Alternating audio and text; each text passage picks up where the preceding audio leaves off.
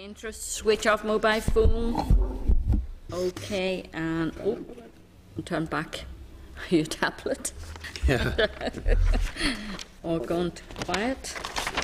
Yep.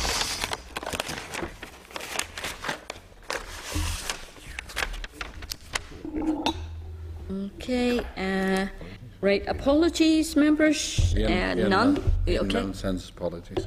Okay, thank you. Any other apologies? Column Eastwood, yeah. Okay, Colin as well. Okay, chairperson's business, item 3.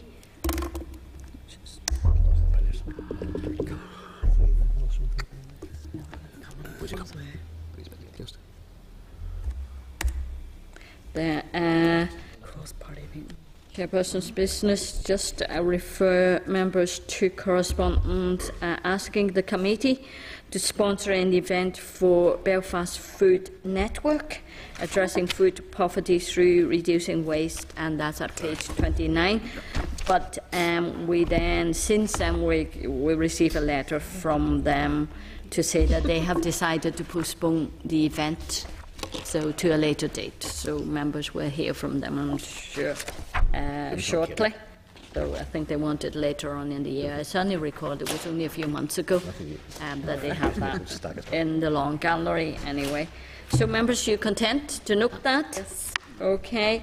Next item is that I have been asked to speak at the Policy Forum for Northern Ireland Keynote Seminar on Wednesday the 28th of January 2015. And I also note that Lord Morrow is also speaking at the seminar, and that's at page 30. Well, are you speaking as a you are listed there to be speaking as a member of the committee? I think Lord I'm Morrow. chairing one of the panels. Chair now. No, you're going to chair the first grouping, Yeah. and then I'm going to I'm chair sure the what second capacity. grouping. Up to you if you want to swap with me. I do the first, you do the second. Up to you. Chair, we'll leave the two of you to sort out your own personal arrangements between the two of you. Because the minister's going to be there as well as a keynote speaker. Up to you. Sorry? Basically, look, So members, are you details, right? First of all, members, are you content for me to speak on behalf of the committee at that event? Oh yeah, whatever. Okay, and members, are you content for Lord Morrow to be speaking as a member of the committee at that event? Chair will expect a full detailed report on your return. Both members. I haven't a clue what this is all about. So I'm going find out on the day. Yes, no. They're going to give me a call to tell me more details about it, so that we can do a draft speech on it. Okay, members, happy to move on? Yes. Okay,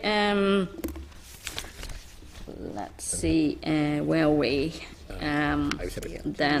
We're then at page 32, members, we have a record of the chairperson's liaison group meeting on the 9th of December. So, members, are you content to note? Right. Okay. And then next item is the plan meeting with representatives of the Joint Secretariat of the North-South Ministerial Council.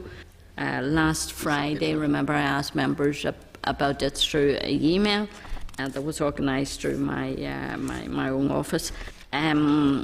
There were supposed to be 2 people attending, Alison Moore and Shane O'Neill. Unfortunately, Shane O'Neill I wasn't able to come, so it wasn't really a formal meeting as such. So it was a very informal, really chat about the environmental issues and other issues. So really, I didn't want Sheila then to take notes.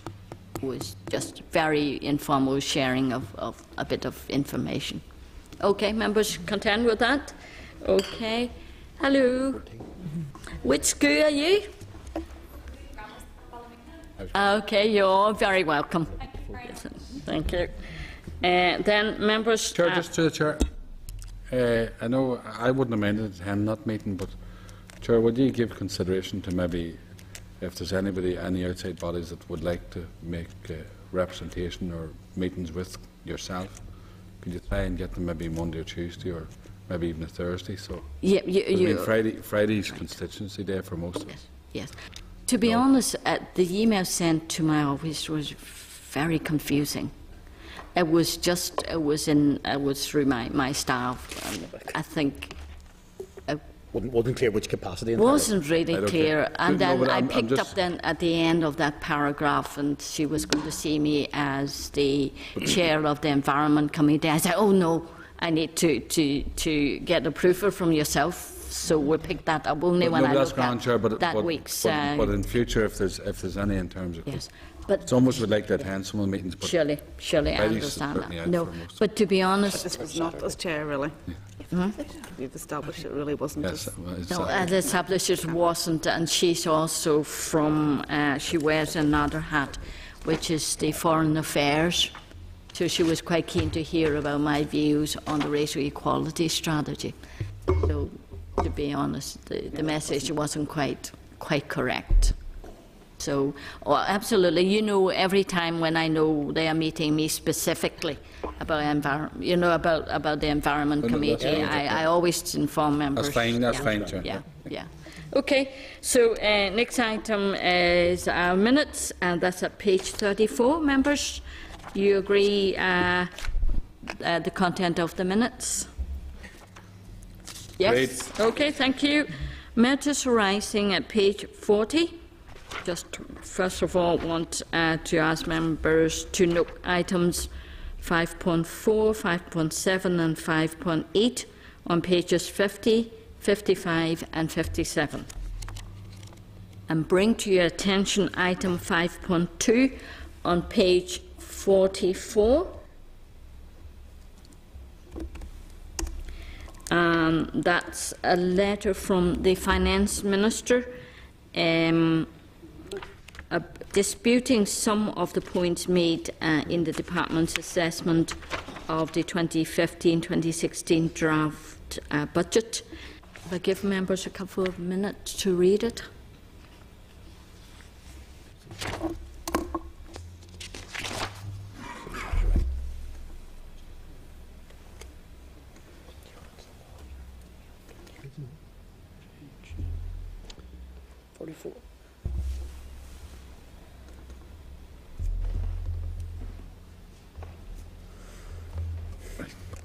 Whatever you call it.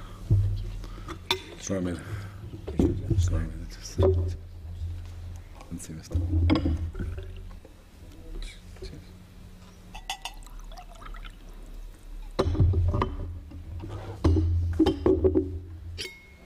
Yeah, it is, yeah.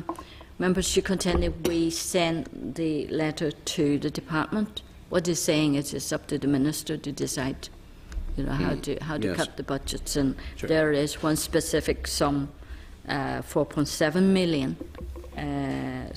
Some 2 million of this allocation was specifically to protect the funding for the derating grant. Yes.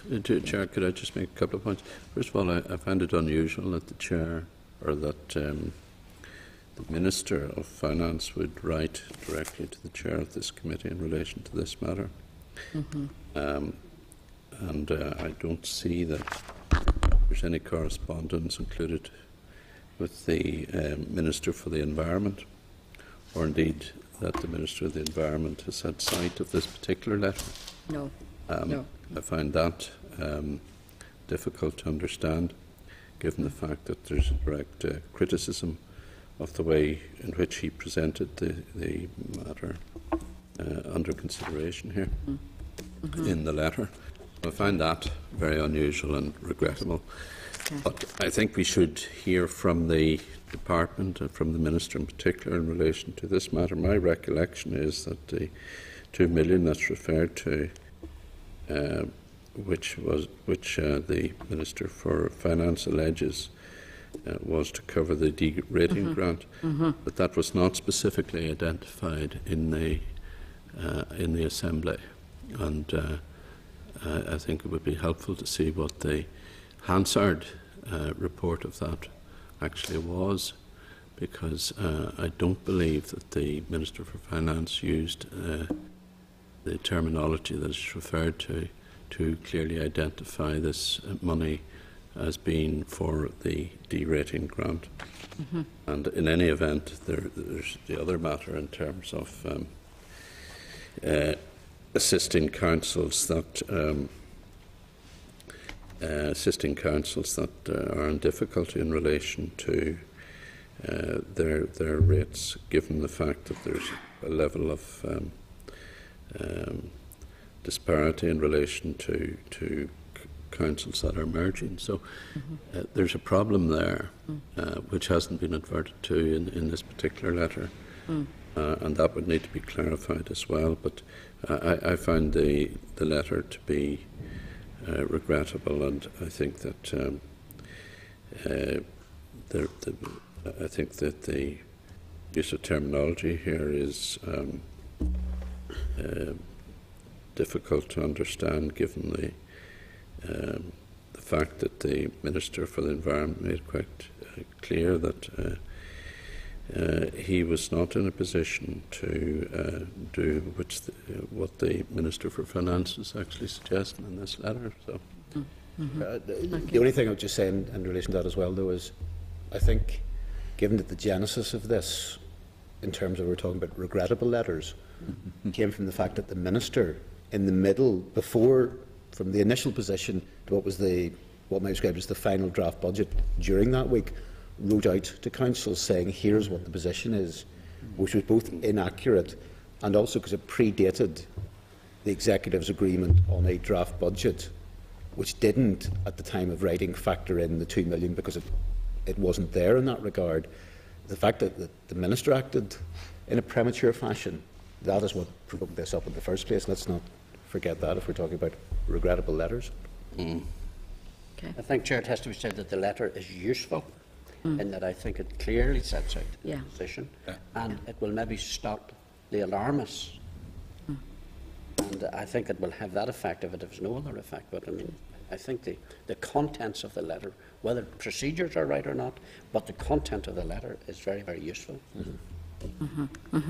And in fact, I did say that in my speech last week in the debate of the draft budget from the committees. So I did mention that as well. So, okay, members, we sent the Minister's letter to the department and we await their response. Okay? Okay. Yep. Then item 5.3 on page 45, members, is the response from the department regarding the relationship between the farming community and the Northern Ireland Environment Agency. So, members, it's quite a long letter, and as you know, we have been aware there is a bit of tension between the farming community and NIEA, and particularly the enforcement team there. So, but I mean, certainly, you look at, somewhere from the third paragraph, it says from the 508 farm businesses planned and preferred inspected in 2013, 351 breaches were confirmed on 203 farm businesses. So that's quite a large percentage. NIEA inspected had problems. But members, I suggest maybe again we send this then to the Agriculture Committee, which really raised this matter with ourselves. I'll let members have a read. You have a minute to read. Yeah.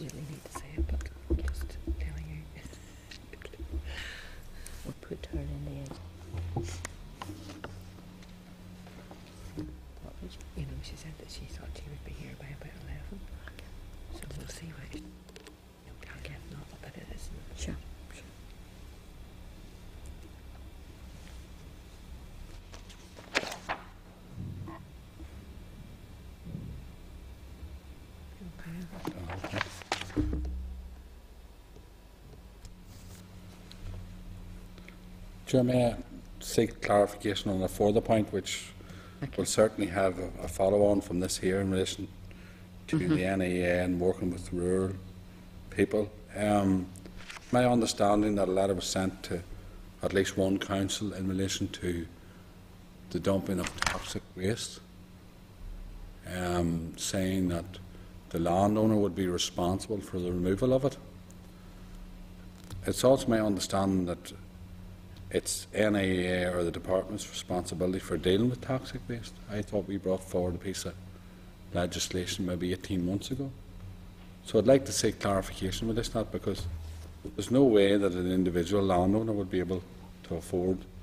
I know these are some pollution issues here, but I just heard over the holiday period that some councils got letters from NEA in relation to toxic waste. So could you please, through the committee, seek clarification on whose responsibility it is? Because it was my understanding that it was the NEA and the department's responsibility to deal with that. Rather than the council. Because, yeah, I mean, because there's going to be this seems to be a minor issue compared to what can happen in terms of the relationship between NEA and the farming community. Yeah, certainly welcome NIA's proposal to make steps to progress, to improve relationship and better communication with UFU and the farming community. I think that's something we should support. I don't, yeah. I don't think the better communication, Chair. I don't think the land on a farm just out any notice doesn't give doesn't bode well for communication between rural community and NEA. To be honest with you. Well, NIA has a job to do. No, I understand. With compliance and with enforcement and yeah. Okay, members content to note the letter, and we send the letter back then. Send a letter to the Agriculture Committee, which raises this matter for us. Okay, next item 5.5 on page 51 is correspondence from Non-Island Independent Retail Trade Association about planning matters. Members, again, are you content to forward the letter to the department for their response on a number of matters raised regarding planning issues? Chair. Okay. Great. Yeah. Next item 5.6 on page 53. And that's a letter from the department regarding the Daradian Gold Limited on the Kamkosi Road site. Following an investigation, the department says they concluded that groundworks carried out in connection with the development of the site did not constitute a breach, and no enforcement action was then therefore necessary. Members, some local residents will be coming to the committee next, when was it, 22nd of January? Next week, yes, next week, to talk to us about their views on the issue. So, members, you content to note this letter in the meantime, and then we get a briefing from the residents, and if we want to ask the department for further questions, and we can do that then. Happy with that? Just maybe to ask, I wonder, might the committee write to the Minister and ask a question along these lines, even ahead of that presentation? There was the first ever blast in association with this gold mine in that community within the last 10 days, I think, or 2 weeks. And nobody in the community knew anything about it and were taken by shock. And members of Dalradian are saying, we didn't know it was going to happen either. So in that idyllic rural community, they've experienced the first of these blasts in association with the gold mining. And what is the normal standard of community notification for that type of thing? I think perhaps maybe it's premature to write again to the department.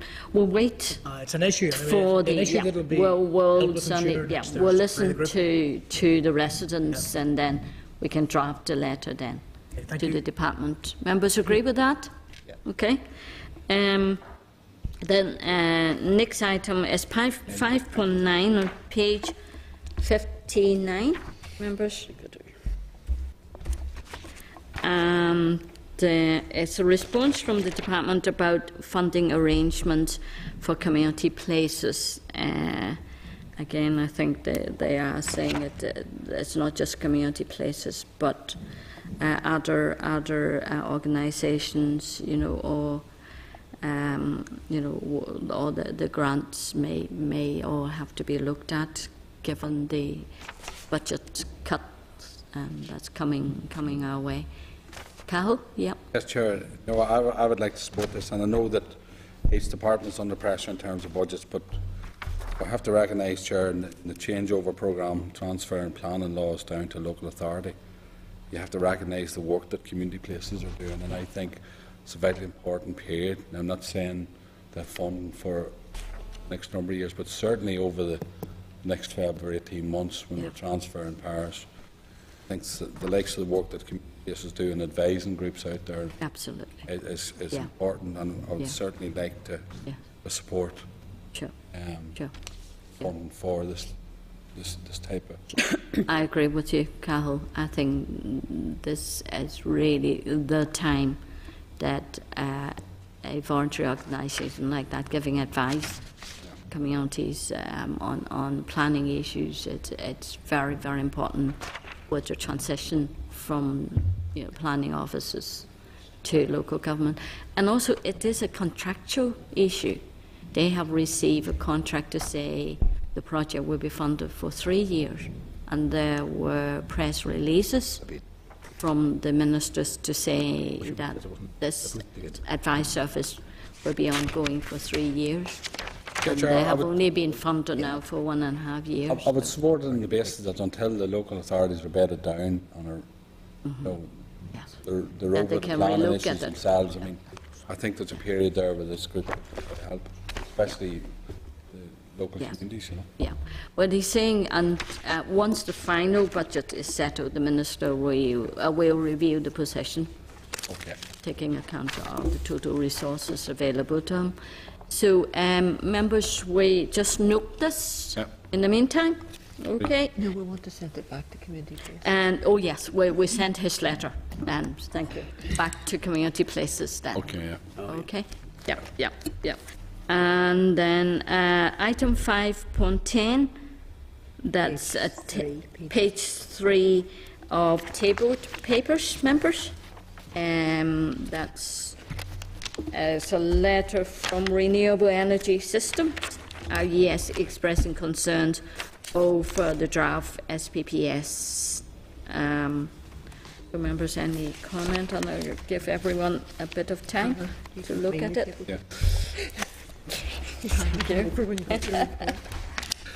Page 3.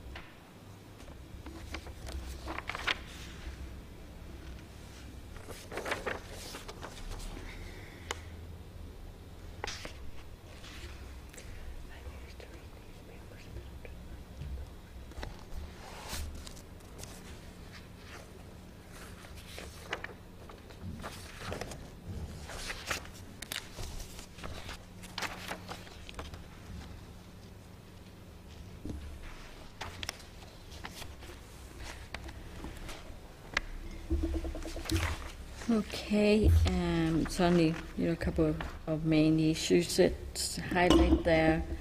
Just the taking away the presumption in favour of renewable energy. Also, more restrictive approaches to building on AONBs.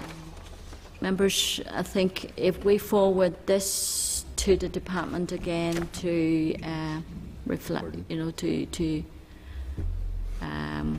reflect their concerns to the department. Yep. That'll be the draft SPPS is still in the process of being drafted and finalised. Yes, Carol? No, Chair, I think it's like you've heard we've argued over this SPPS, and obviously we're waiting the final report or final policy on it.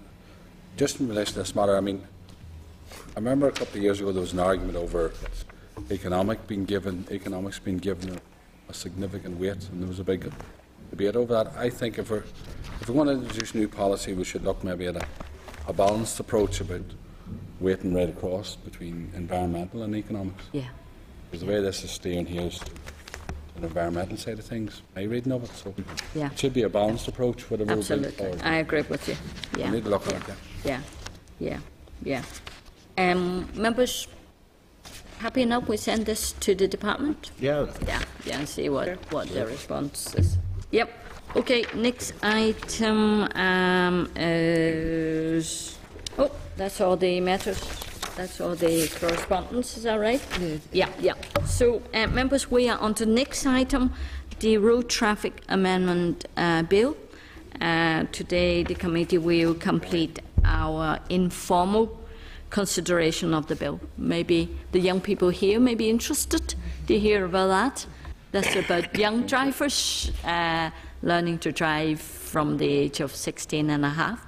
The new proposal is going to lower the starting age to learn, for young people to learn to drive from 17 to 16 and a half. So we've been very keen to hear about young people's views as well. So members, just refer you to an updated paper from Assembly Research on the key findings from a survey of young people's views on planned changes to driving licence law, and that's at page 6 of the tabled paper.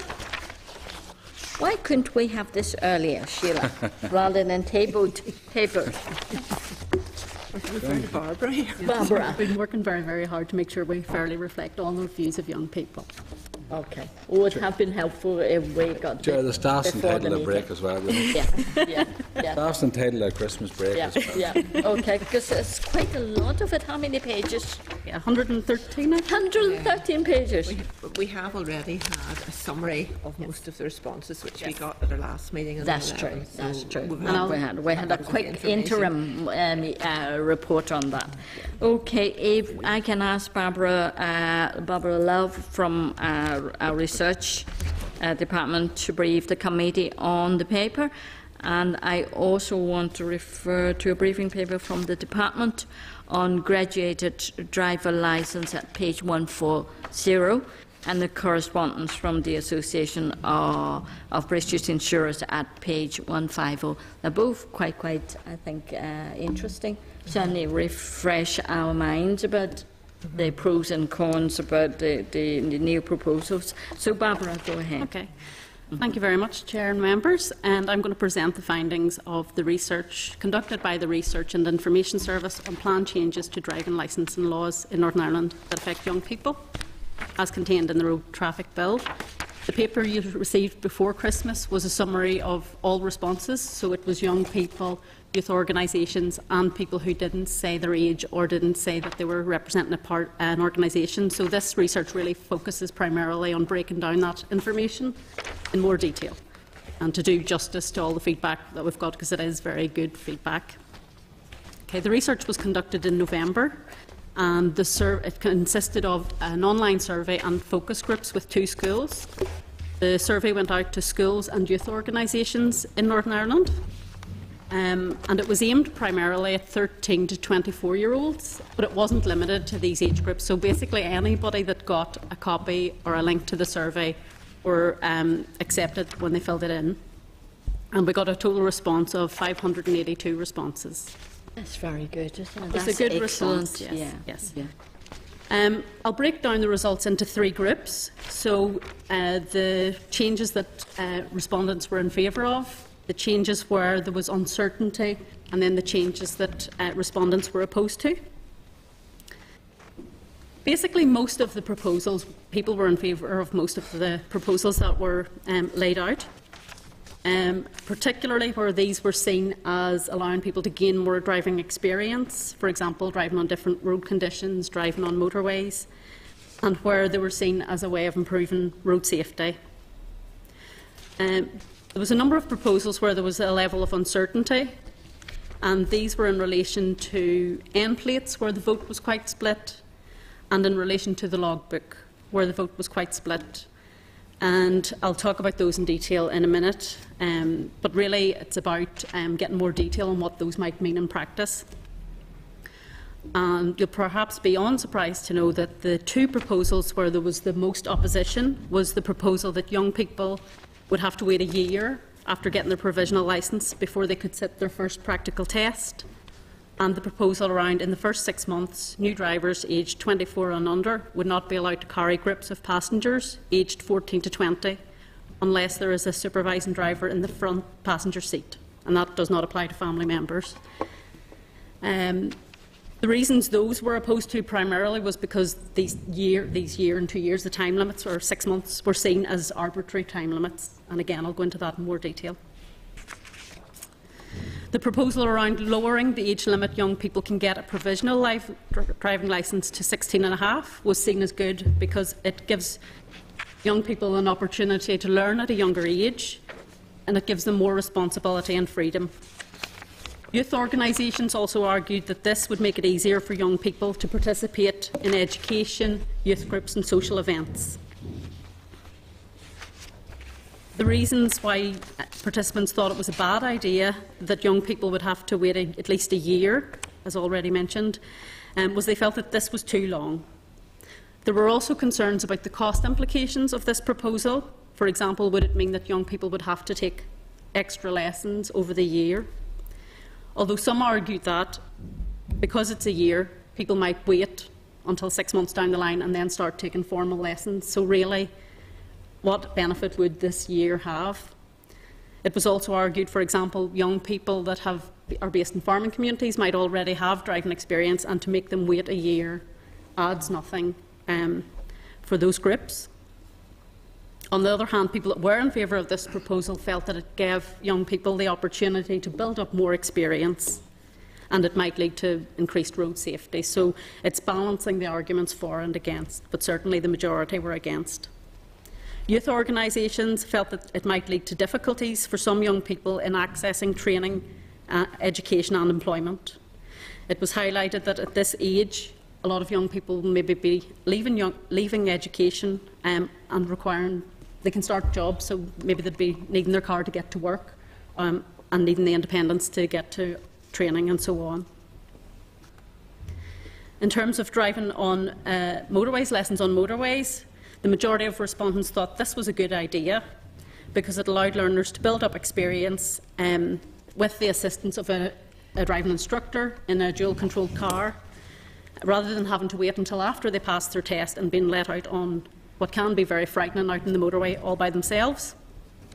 But people that were against the proposal or that were in favour against the proposal that you would be allowed were so because of the speeds other drivers drive at on motorways. This was seen as possibly dangerous.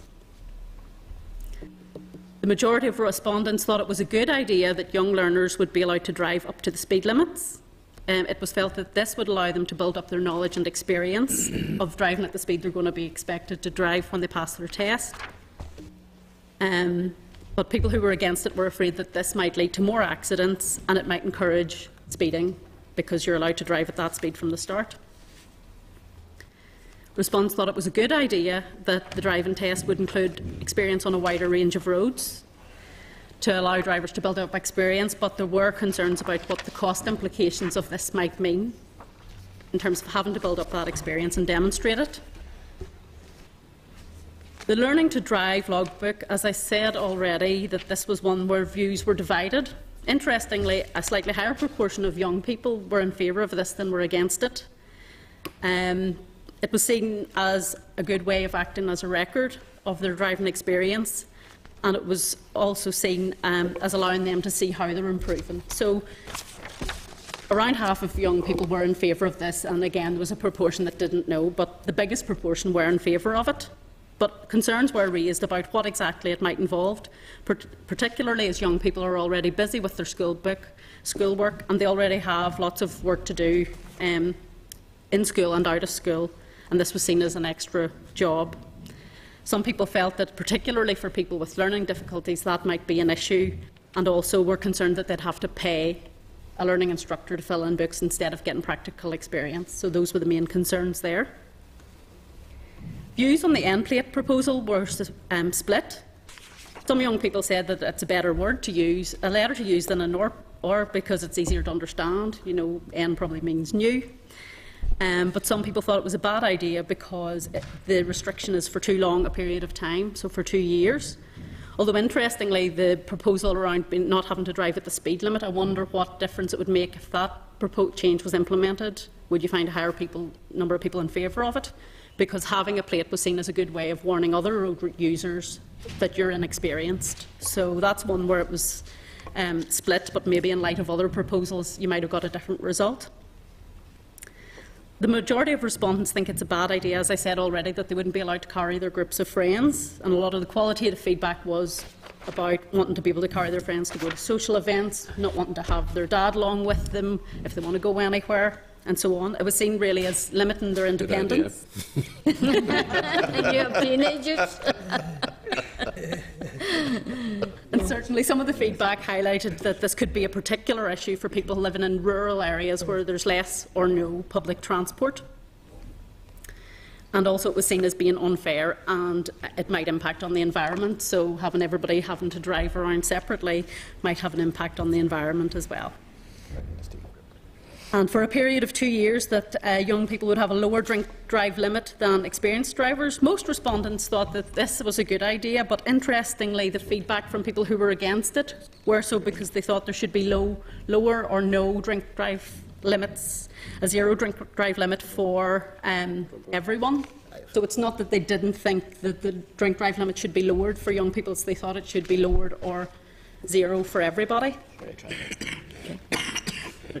Okay, in terms of the idea of being able to take a course instead of losing your licence if you've got 6 or more penalty points, most young people were again in favour of this because they thought it would allow you to teach you a lesson without being too punitive. Although a lot of, small number of young people also felt that it was too lenient, and if you broke the law, you should lose your licence. So, very strong views. Once you break the law, that's it. You're out. In terms of the logbook, being banned for life. Yeah, that's it. One strike and you're out. In terms of the logbook, the majority of young people who participated in the survey thought that the driving experience that you're allowed to build up should be with an driving instructor and a qualified driver, and the main concern there was the cost. So if you're only going with an instructor, the cost implications of that could be it's an unknown quantity. It could be quite a lot, and particularly for people that are disadvantaged, that might have a big impact there. It was also felt that it should be based on the number of hours experienced, so that that's a fairer way to measure the amount of experience that you build up. In terms of things that concerned young people were most concerned about the cost of getting a licence and about the restriction in carrying groups of friends. Those were the two main areas. And young people were least concerned about the idea of having to complete a student logbook. In terms of suggestions that were originally proposed and then rejected, the one that got the most support was the idea of skid training. So the majority of people who participated in the research thought that that should have been kept in. Youth organisations also felt that the proposal of an offence-free period before restrictions are removed should also have been kept in. Sorry, which bit? a proposal of an offence-free period before restrictions are removed. So you have to be clear for 6 months before that restriction removed. Youth organisations felt that that should have been kept in. Okay, so just to sum up then, there are things that came through all of the proposals, and the themes that stuck out most really were the cost implications and the burden that these proposals could place on young people. So more detail is needed on what those might be. But a theme that ran through all the proposals is certainly about road safety and improving road safety for everyone. Thank you, Barbara. Any questions? I mean, I'm glad Ian's sitting there listening, so we don't have to repeat all that to Ian. Yeah, no, it's very useful. It's just one we thought, maybe just slightly oddly phrased or something. I noticed this on the key point summary on the student logbook, on the key points on page 1 of the research paper. And the final line is, the majority of young people, in terms of student logbook, felt this experience should be based on the number of hours of driving experience rather than the number of hours of experience. Yeah, that should be lessons. Should be lessons, okay. That's just a typo. I'll change that's that. Okay. No, just it confused me a little bit. But no, I thought it was very useful overview. Yeah. Okay. And obviously, I mean, we've heard the main gist of it before you.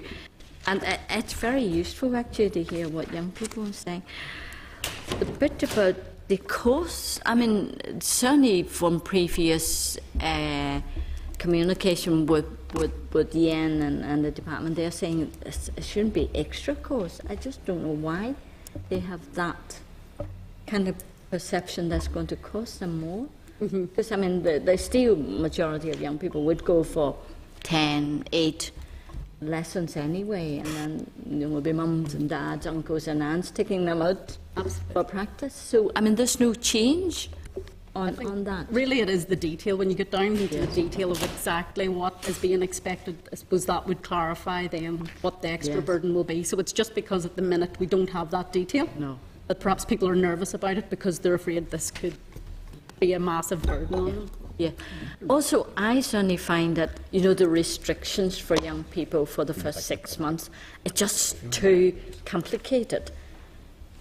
Anybody mentioned that, you know, it's so many different aspects in one person, and then, you know, whether it's family, and then all that stuff. Anybody say it's really confusing? Well, I think certainly in relation to the drink drive laws, some people felt that could be confusing because if it's lower and then it goes up, what does that actually mean? And you don't really know what that will mean for you personally. So having a lower limit for everybody or the same limit for everybody is seen as something better, because it's really, really difficult to say what that is. So. Yeah. Okay. Cathal? Thanks, Sharon. Thank you very much for your presentation. I think it's a good exercise. I mean, I'm not surprised with some of the answers, but I just want to go back on. Obviously, costs are major issue. I know the Chair has mentioned, but is there any suggestion as part of this process how they would meet that? Is it through the schools, or any suggestions coming from any youth groups how they would meet that? And obviously, you can answer respond to that. There's one other point I want to make as well. The other point is in the period of time. I know we're concerned about, because definitely this issue of, and I'll speak for the rural people in this matter. I know that someone's more experienced and they could possibly get away with taking 10 lessons, whereas urban people might have to take more than that. I'm not saying, you know. But in terms of this process, we're stuck behind a big tractor, and we're afraid to overtake. But the thing is that the tractor's enough to. But I just want to continue that conversation. No. I just want to tease it out a wee bit more. And I know it was limited to what questions were being asked. Is there any more the department can get in terms of getting out to young people, about the reasons as to why they need to take, do so many lessons, or a period of time or restriction? Do you know what I mean? Because I'm mindful of the fact that the road deaths were increased last year. At the end of all this here, and I'm not picking on the young people in this matter. Just the emphasis of road safety in general. I think we have an opportunity through this process to get that message across. I'm just wondering, was anything from the youth groups or anything coming out to learn from that experience? Okay, well, certainly in relation to how we could make the cost, there was one suggestion by one of the participants that maybe a model like the American model, where you're taught to learn to drive in schools, might help make the costs of it. So if it's something that you're getting taught for free in schools, that you wouldn't have to pay a fortune yourself. And sorry, just to clarify your second question again. The point about the restrictions, getting the message across, is the department, or is there anything more we can do? I mean, because we're saying, I know they're against especially carrying passengers and everything else. Now, I know a lot of young people work in the hospitality industry and they travel back and forward. But, you know, to try and send that message as to why we're doing that, you know, maybe anything more in terms of youth responses, you know, because it seems to me all they're saying is, hold on, we want to travel where our mates say. The reason why we're doing the restrictions because of the road safety element. Yeah, certainly there was a significant proportion of young people that said that they were concerned about safety, even in some of the proposals where we had high support for it. Even, for example, driving on motorways, a lot of people, young people, were concerned about the safety. Young people did say that they're keen to get their licence as soon as possible, but that has to be balanced against what the safety implications might be. Although a number of young people did say if their parents, their driving instructor thinks that they are good enough at driving and are happy to put them forward for the test and they pass the test, they should then be let loose on the roads, although that was balanced with the idea that maybe some people might fluke the exam on the day. So certainly the youth organisations were particularly favourable of the idea of if you give people enough time, maybe not everybody will benefit from it, but certainly some people will get more experience. So if you are restricted for a year, not everybody might be able to afford to get that level of experience, but others will take full advantage of having that year to get as much experience as possible. So that did come strongly through from the youth organisations. Yeah.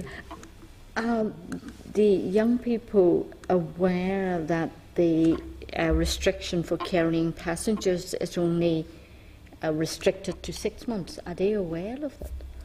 Let me just double check what I've said here. I think so, yeah, it was in the questionnaire that it is 6 months. It is 6 months, yes. So that was specified in the questionnaire. But they're still not happy with it? No, well, they just want to get let loose, freedom, yes, bring their friends. And again, like I say, it's balancing that against safety. So you can understand. Yes. And if we can imagine back, probably we felt the same ourselves. You want to go out and impress your friends. And I wonder how many of them are aware of statistics about how much more at risk they are when they are carrying one extra passenger under that age, and 2 and 3. You know, they could triple if they had 3 young people under the age of, 20 in the car with a new driver. Yeah. It might be that they're not aware, and it's funny, when you look at the other comments that young people made, they certainly are aware of some of the advertising campaigns that the DOE have had. For example, one comment was, hey, drivers, leave us kids alone. So maybe there needs a promotion of, what the implication of that is. Never drink and drive, and it's interesting to see that in the comments people actually kids do pick up on these things, so maybe that's something that needs to be better promoted. Yeah. Okay, well, any questions? Any other questions? Pam? Sorry, Pam. Didn't see Pam. Thank you. Yes, you'd mentioned one of the main concerns was cost implications. I have to say, I would be worried about cost implications if the learning period is to a full year, because if the idea of the year is to, take in all seasons and gain as much experience as possible, and obviously when you start to learn to drive, you absolutely take some amount of lessons. I know I, as a parent, am completely unwilling to take out my child in a car before she has actually learned to drive the way you need to drive to actually pass a test, because I couldn't teach her that. And I'm quite sure probably none of us would even pass the test if we did it. Without due control is scary, isn't it? Yeah. So I just think that the way I learned to drive wouldn't pass the test today. I'm quite sure of that. So I'm also sure that once you go down the road of starting to take lessons, there's not really much point in taking one a month, and then over 10. Yes, and then 1 month later. Because what you learn, you have to use it and practice it and keep it up, and you're going to be encouraged. I'm not saying that driving instructors will take advantage, but you're going to be encouraged to actually keep taking lessons, it's bound to cost more if that learning period is over the year. So Generally, young people would take one lesson a week. I know Yes. some of mine, 2 day, one a Absolutely. week. Towards kind of then until then, the driving instructor said, right, I think you have 6 and 7 lessons now. We can start planning. Absolutely. Apply. And I in think- 2 months' time, you get, or and I a think, month's time, you get it. People are very much guided by the instructors' confidence in them, and obviously their response, and we'll be looking to them to know, am I ready to take the test? So they're very much dependent on the driver instructor. So it's obviously in the interest of the driver instructors to give more lessons, and it's in the interest of students or whatever to receive more lessons. But that is going to be at a greater cost, no doubt about it. So I would agree with that assumption that it is going to cost more. Okay, fair enough. Yeah, I haven't thought about that. Yeah. Okay. And the likelihood is that people then, instead of starting from 16 and a half to take lessons, they go until they're 17. Yeah. And then, And a few respondents did say that's probably Yeah, what they would do. what they They'll would just do. wait until they can take it seriously and know, right, I'm going to 6 months' time, I need to be ready to drive. Yeah. Because I know my 2 sons. I think they pass the test 4 months. Yeah. 3 or 4 months. Yeah. And I think too, Chair, lots of children now look very much to what they're doing in school and what exams they're taking as well, and don't want that conflict. Because No. it's hard enough. That's right. In fact, some of the feedback did say that, by 17 and a half then you really are looking at, your A levels, although it really wouldn't make much of a change compared to what we have at the minute if you're starting at 17 and a half. But why let somebody have a license at 16 and a half and then you don't get it until at least you're 17 and a half? Yeah. Some people saw that as a form of torture, really. Yeah. Yes, and it's weather-wise too. A lot of people would want to take lessons in the summer months as well.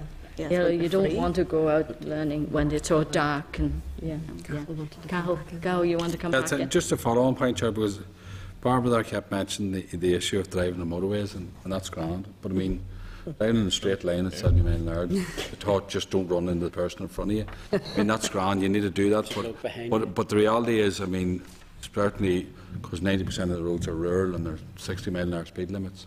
That has it come across? That's the type of driving.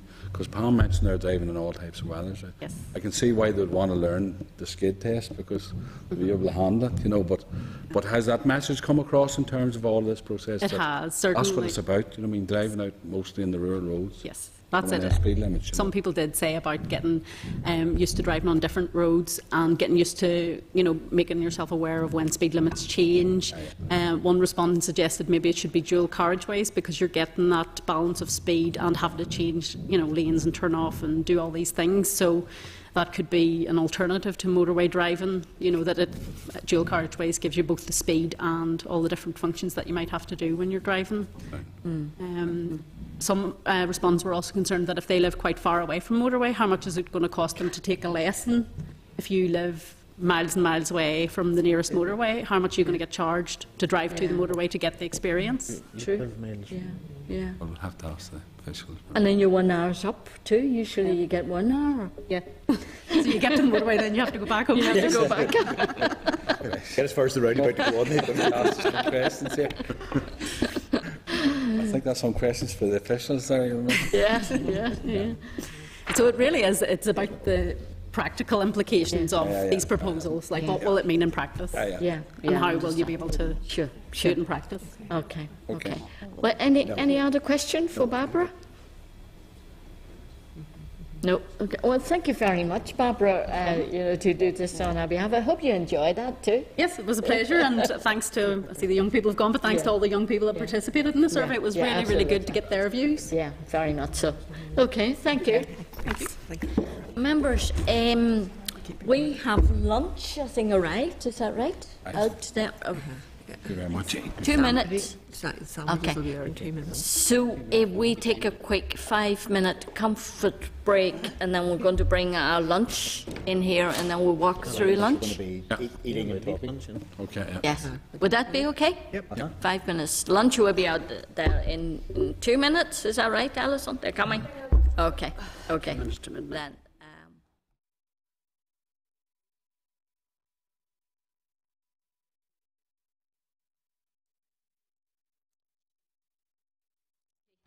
And the correspondence from the Association of British Insurers at 150.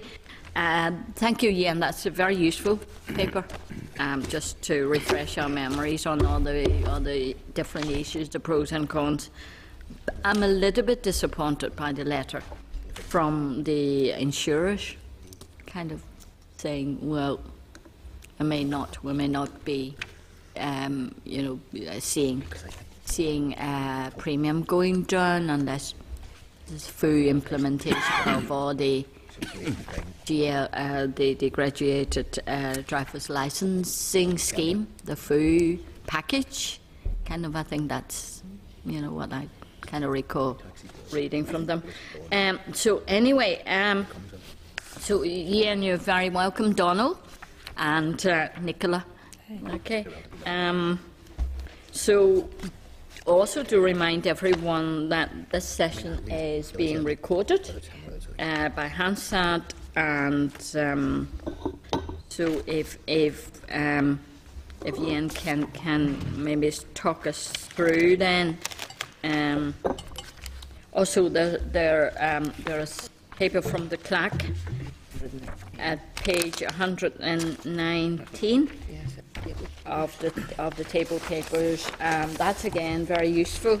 Paper 2, Sheila, you put forward for us. 119 big packs. Okay. Papers. So many papers. In your table paper? Yeah. 119 in that big paper right. papers big pack.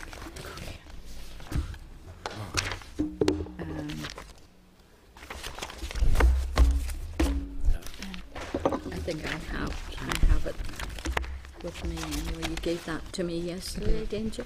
Yeah. I think I have that there. Sorry for keeping you a little bit in until we get all the papers together. Yeah. Sorry. Thank you very much. Okay, everyone. Then, right. So if we just go down, then. Yeah. Okay.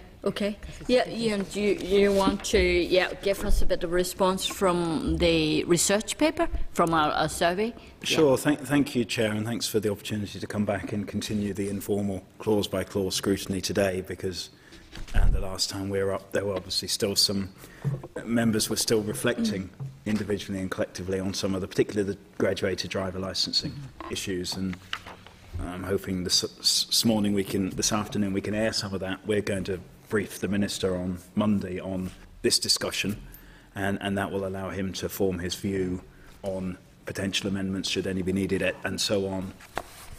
You mentioned the letter from the insurers. That didn't, to be honest, surprise me, in as much as they'd been clear all the way along that 15 to 20% reductions for a full GDL. We always knew we were not bringing a full GDL because the night-time restriction wasn't proposed. Of course, ABI doesn't... I wasn't surprised, but a bit disappointed, maybe. ABI doesn't do underwriting. Individual insurers do underwriting, and they can't start quoting numbers except in generality, or else the Financial Conduct Authority will be all over them for collusion. So the evidence is clear that graduated driver licensing schemes, as long as they are sufficiently robust, reduce collisions, reduce claims. Therefore, the insurers have committed to our Minister and indeed the Prime Minister the reduced claim costs will be fed straight back into reduced premiums. On the survey, it was very valuable. We look forward to seeing the final report from the research team, if that would be possible to be available to us. The thoughts I had as I was listening, apart from nothing jumping out as of immense surprise, as Barbara said, there was no surprise. The two areas that were most least supported, whatever the term may be, were the minimum period and the passengers, and that's been a theme throughout the development of the bill. The cost too, I think. Sorry? The cost is a big issue. Well, I'll come back to costs in a moment, if I may. But as we talked last time, seeking to find a balance between rights of citizens to learn to drive at whatever age and responsibilities of citizens to be able to drive safely, given that we are all responsible for each other at some level on the roads. My thoughts also on the research, and this is intended as a constructive proposal, is how departments may be a bit more involved in assisting in such research. I'd raised previously with Sheila the exact wording of what is a complex area around passengers, when in fact one teenage passenger is allowed without restriction and without being a family member, etc. It is a complicated area, and it may be with a bit of support from officials, both in creating the questionnaire and maybe also at some of the focus groups, to be there to be able to give factual information rather than seeking to influence the process.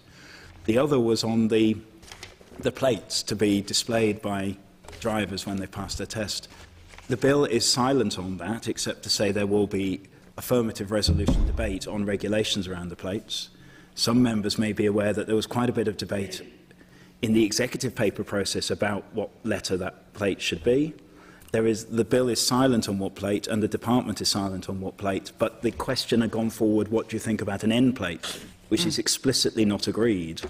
So again, a chance for the department to review that. We could have come back and said, actually, that's not right.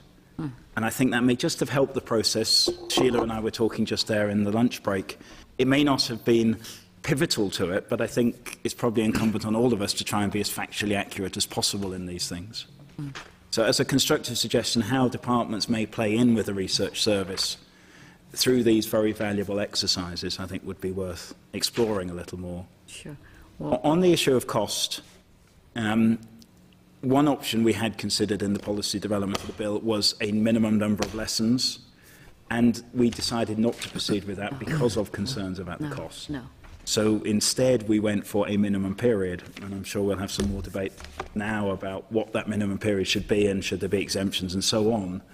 But we explicitly put in the minimum period, and we explicitly put in that the logbook can be signed by a supervising driver or an approved instructor, whereas, for instance, in the South, you have to have 12 lessons by law with an approved driving instructor, and those cover 12 different topics. We explicitly didn't go that way. We felt a syllabus which was set out things to be covered and standards to be reached was a more appropriate way, which allowed responsiveness to where people were on the learning curve, how quickly they learned, and also didn't explicitly build in a mandatory cost for lessons, although 99% of learner drivers, including Mrs. Cameron's sons and daughters, go and take lessons from professionals. Yes. Majority would. I think majority of people would take kind of lessons from instructors. So we have tried to scared to take them out. We have tried to balance the issue of cost. We are learning a life skill that will last for one's lifetime. It is a skill that is, as the department said many times, going on the roads is the most dangerous thing we do most days. Just because we do it regularly and think it's second nature doesn't mean it isn't dangerous. And we have to find this right way to balance protecting ourselves, but also for the protection of all road users. But we have tried to find ways in which the cost is proportionate and flexible, rather than saying X hours of lessons or Y of this. Yeah, but really learning to drive is really in many ways the first step. You know, you learn all the technical stuff, the mechanical stuff. The main thing is really the practice. And a lot of it is really after you get your license, you learn the experience. Yeah.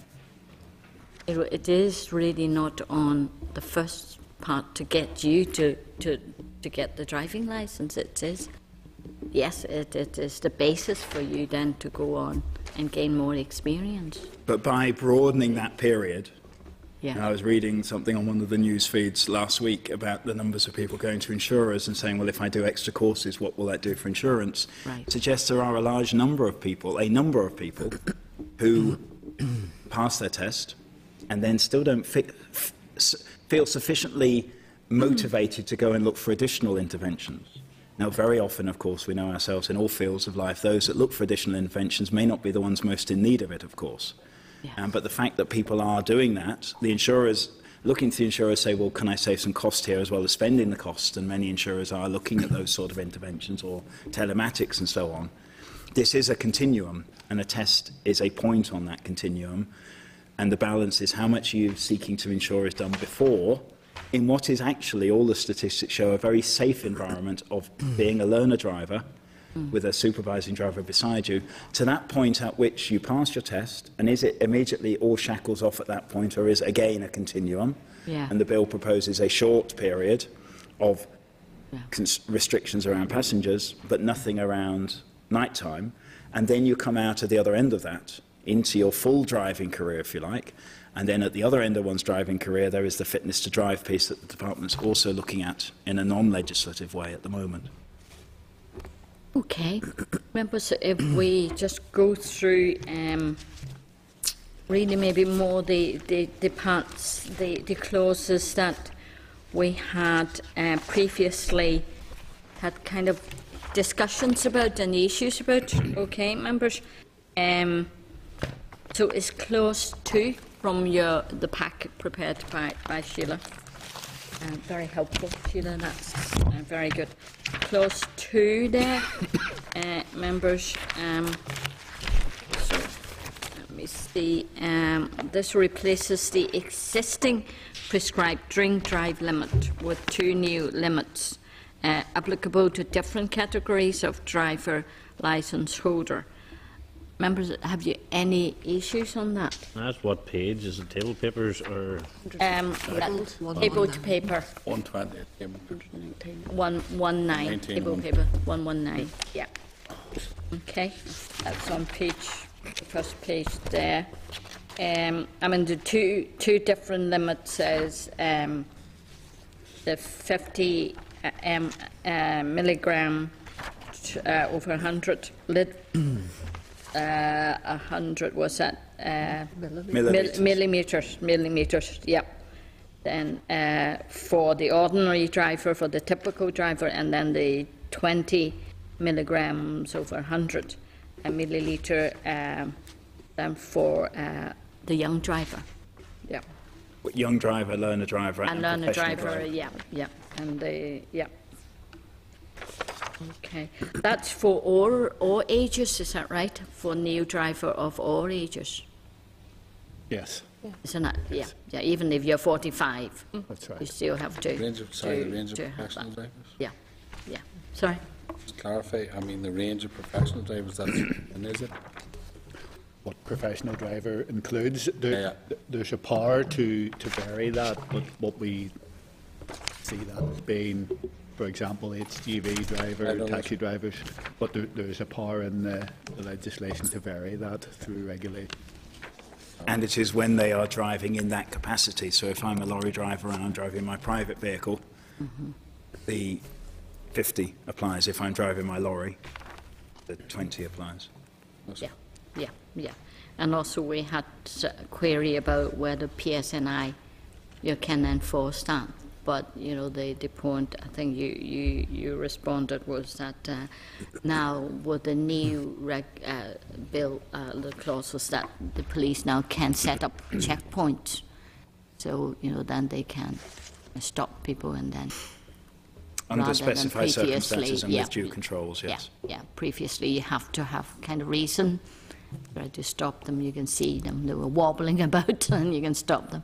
But now police can set up checkpoints. And how many checkpoints are they going to set up? With police time and all that? That will be a matter for the police. Yes, with really resources and all that. You know, ongoing at the moment, difficulty with resourcing. Okay, members, any questions for Ian and his team? Just, Chair, on the same point there, taxi drivers who use their own vehicles as taxi vehicles, maybe are lit up or not lit up, that might be the only one that might be a little bit more tricky to enforce, proving they're working or not working? Potentially. But there are operator licensing provisions around taxes and record-keeping provisions around taxes as well. Of course, there will be some. With a truck and a bus, it's clear what vehicle you're driving. With a taxi, that is many of which become private cars at different times of the day, it's maybe less clear-cut. But when the taxi has a paying fare on board, if he or she comes through a checkpoint, that would be clear. Yeah. Okay, thank you. Okay. Clause 3 then, will retain the right for a driver to ask for a blood or urine specimen to replace a breath test if that breath test is marginally over the present prescribed limit at the new lower prescribed limits. Just want to ask you, what do we mean by marginal then? What is the percentage, would you say, as the marginal kind of slight of being over the limit? I think, Chair, that this was the point, and we've covered this previously, about this is what's known as the statutory option, where people have the opportunity. And I think, perhaps just to remind members, that I think we'd previously said that we had legal opinion on this, and we've sought another legal opinion, and something that we will be speaking to the Minister about. But it's, I don't have the precise figures in front of me, but there's, I think it's within... It is in the face of the bill, actually. Okay.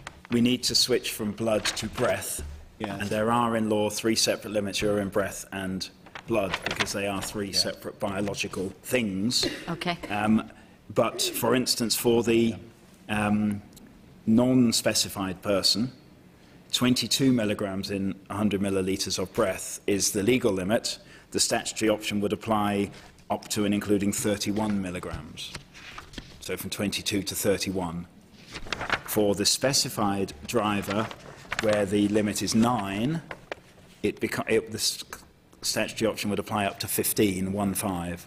Okay. So they are the tolerances set down, and they are in the face of the bill. Okay. That's quite a wide range, from 22 to 35? 31. To 31. So that is... That replicates the percentage, if you like, from the current 80. Right. The equivalent of the current 80, we have simply taken the same percentage tolerance to the new figures. Right. Okay. So within that range, then people can ask for a blood test. Can have a right to require. It's not just asking; they have a right for that to be performed. Okay. Okay. And I think this is the crux of the argument with the reliability of breath tests and equipment. Yes. But that was in the past, but we're saying now the technology has improved the accuracy of the breath test equipment.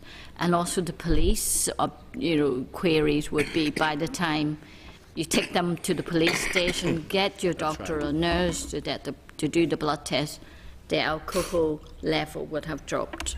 It may have dropped, it may have gone up, depending, if you recall, when TTC came, they talked about levels can go up or down as you absorb and as food is absorbed. The additional operational issue for the police is once somebody has demanded a test, the likelihood is they will have to close the checkpoint to take that driver back to the police station. So it's not just the impact on the biology of that driver, it's the impact on the enforcement activity. And you can't, carry on with checkpoints. Yeah, but also, I think they made it quite strongly that the person in the police station could be waiting up to 2 or 3 hours. That's wasting police time, or using police time, but also by the end of that 2 or 3 years, then the level could very well have dropped, blood level. It was 2 or 3 hours, not 2 or 3 years, was it, Chair? 2 or 3 hours. 2 or 3 years. No, did I say 2 or 3 years? Sorry. Already convicted. We'll be in jail. That's in jail. Yeah. 2 or 3 hours. I mean, yes. I don't think we'll take it. Wait until you're sober before you're let out. Yes. I don't think that'll be a big issue. I mean, that's the only part of the bill we have to worry about will be ground. Yes, I know you also said that you have sought legal advice. This is in terms of human rights, whether they should have the right to ask for the blood test. So, I mean, you were saying, as Sheila was saying in the paper, that the UK is the only country that has that statutory option. Right. And the UK may be thinking about actually changing that. No, the UK has changed that. Yeah. GB, sorry, has changed GB that. has changed it. Statutory option will be removed as from the 10th of April this year in England, Scotland and Wales. So why shouldn't we remove it as well? Different country, sir. Different Ireland country, never yeah. had it, for the record as well. So it is an issue about whether Article 6 of the Convention on Human Rights is engaged by not having this ability. There are differing legal opinions. The fact that other signatories to the Convention don't have such a provision is obviously one factor. And has it ever been tested in court? Supreme Court case. What would certainly in other countries, to the best of our knowledge, the absence of it has never been tested. Yeah. Were we, for example, were the department to bring forward legislation that removed the statutory option, there is potential for that to be challenged in the Supreme Court. There's potential for that to happen. Just to clarify, what we're saying, I mean, appreciate what's been said in England, Scotland and Wales. Would that mean in terms of this, what we described as the option side of it, would we end up then being the only place in Europe, across all of Europe? That's correct. You know, it kind of strikes me as maybe, like, we're being, to put it mildly, overly cautious in that regard. And, exactly. And, you know, I'd thought there's a fair level of defence if we're in a situation where we're actually on the same page as or we'll be coming onto the same page as everywhere else in Europe. Kind of strikes me that maybe it does need a bit more thought. There was a Supreme Court case in Dublin that turned on similar issues, and it was around somebody slightly over the limit. I don't have the figures to hand. And the court found that the scientific process, which in itself builds intolerances to avoid false positives, was sufficient. And our scientific tolerances, I don't want to speak for the police and forensic science, but they are broadly similar to the tolerances used by the scientists in Ireland, as you would expect, because this is medical science. Some members of the committee may recall that the first draft bill, as consulted on, removed the statutory option. Before the bill was introduced, the statutory option was put back in, or its retention was put back in, because of concerns around the convention. The challenge could come, as Donald intimated, if a challenge was taken as to whether the bill remained within the legislative competence of the Assembly, because if the convention rights were engaged, it's no longer within the ability of the Assembly to legislate. And members will be aware there are mechanisms for the Attorney General or Advocate General to refer provisions of a bill to the Supreme Court prior to royal assent. Presumably, if it was referring, it would be referring clause 3, just? Yes. In terms of the comment. Yes. I mean, it does strike me, clear, Chair, that if we're sending a message back to the Department to look at amendments, but I think this... Yes. I think there may be... I understand always the reason for a level of caution, but I think there might be just a fair degree of over caution. I think if there was a mixed picture out there in terms of what different jurisdictions were doing, it might be one thing on it, but to have a sort of an odd situation where across the whole 400 or 500 million people throughout Europe are all in one bit, and there's a particular provision for 1.8 million people here in terms of something which is relatively universal in its nature. Seems to be a little bit misplaced. This is the opportunity to remove that statutory option. Right. Why shouldn't we do it? I suppose, speaking openly, our concern would be if we remove it, and it is for the Minister to look at it, and indeed if it's a ministerial amendment for the Executive have a role in that process as well. If we amended the bill to remove it, and there were a challenge through the Assembly, through the provisions of the Northern Ireland Act and the Assembly standing orders, if the Supreme Court found that it was in breach, which, as Peter says, would indicate potential issues for other signatories to the Convention, the bill has to come back for an extraordinary consideration stage in the Assembly prior to final stage, and with an Assembly election on the horizon, there's just the concern that all of that could lead to the whole bill falling if that process had not completed. The only complication with that is, in terms of it coming back to an extraordinary stage, I mean, there has been stuff where there maybe has been an issue. I mean, I've seen that happen before, but that has tended to be accommodated reasonably quickly in that regard. I mean, we're talking about, in terms of the Assembly, what, they're 16 or 17 months away, you know. Again, I mean, I think it just seems to be cautious to the point of being. We are flagging that issue in terms of it will take its place in the queue to be heard by the Supreme Court, and that's obviously for the court authorities to determine the speed with which it moves through that particular queue. You'll have seen from the fact the bill originally had it in, the bill as introduced didn't have it in, that this is an issue that has been under debate and consideration for some time. We will be discussing it again with Minister on Monday.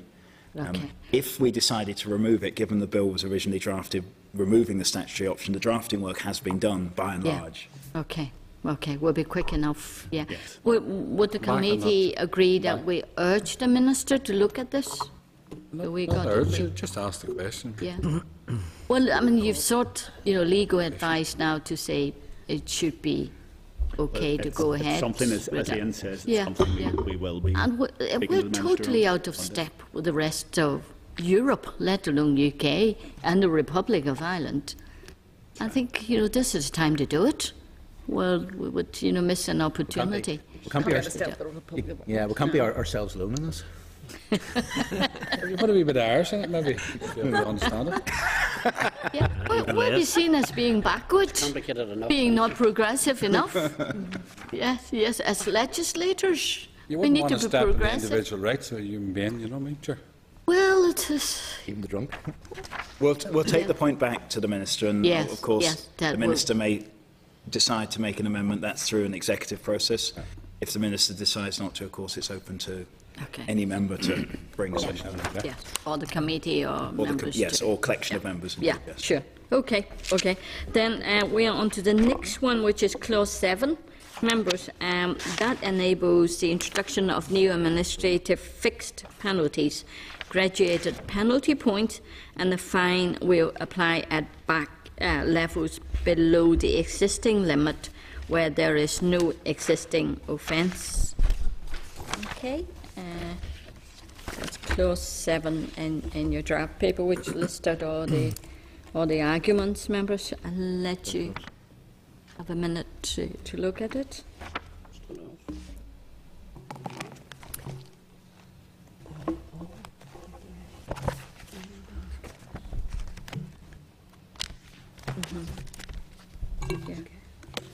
Sheila, this is purely a question, but is this a paper which it would be helpful for us to have sight of as you discuss it? I know it's your paper. There is a copy sitting there in Colum Eastwood's place, but if it's a committee paper and it's not for sharing, I fully understand as well. You can take mine. Sorry, Chair. We wouldn't deny any person the opportunity to read it. No, I've got a spare copy here because I've got well, if we have two, then. I got one. Sorry, no, I have here. I'm sorry. Oh yes, we're under control here.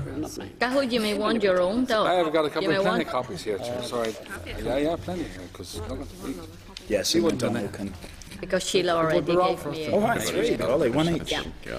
I can give you that. You wouldn't want to deny these people reading the copy. I won't forget your generosity, thank you. You're quite right. I'll hold that in my heart till the end of the meeting. We like transparency. The next stage, sorry. Okay.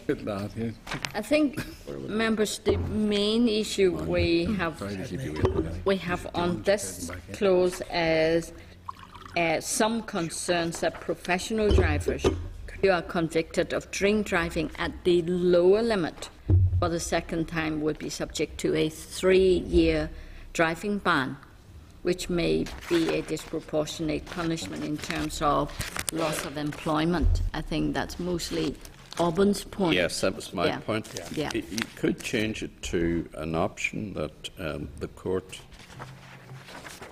could impose a ban from 1 to 3 years.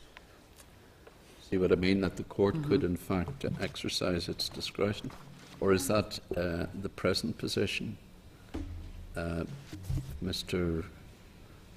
Starrett, I think, is the expert in this. Yes, I'm glad you recognise the source. He was exceptionally helpful the last time, I know, on this issue. Okay, could I just maybe Yes, give a yes, little if bit you of want to have a background look. if I could, yeah. Yeah. It's maybe worth sort of giving an example just to sort of show how this, if you like, might work, and then we could maybe talk around that. But if we had a scenario where, for example, you have a professional driver and he has a previous conviction under the current legislation, so it would be 80 and above, previous conviction and back driving again, and commits an offence under the new legislation, which would be 20 plus. In that scenario, that offence isn't regarded as a repeat offence. It's not, yeah. Because previously 20 milligrams wasn't an offence. Okay. So in that scenario, that professional driver would be treated exactly the same as anyone else detected at 20. In other words, they would get the fixed penalty, and That would be seen as the first offence. The option of the fixed penalty and the penalty points. If, however, and this was where the point maybe kicks in, if they commit a second offence at 20, then they face the 3-year ban. Okay. And our argument there would be that it's already been drawn to their attention. They do have additional responsibilities as a professional driver.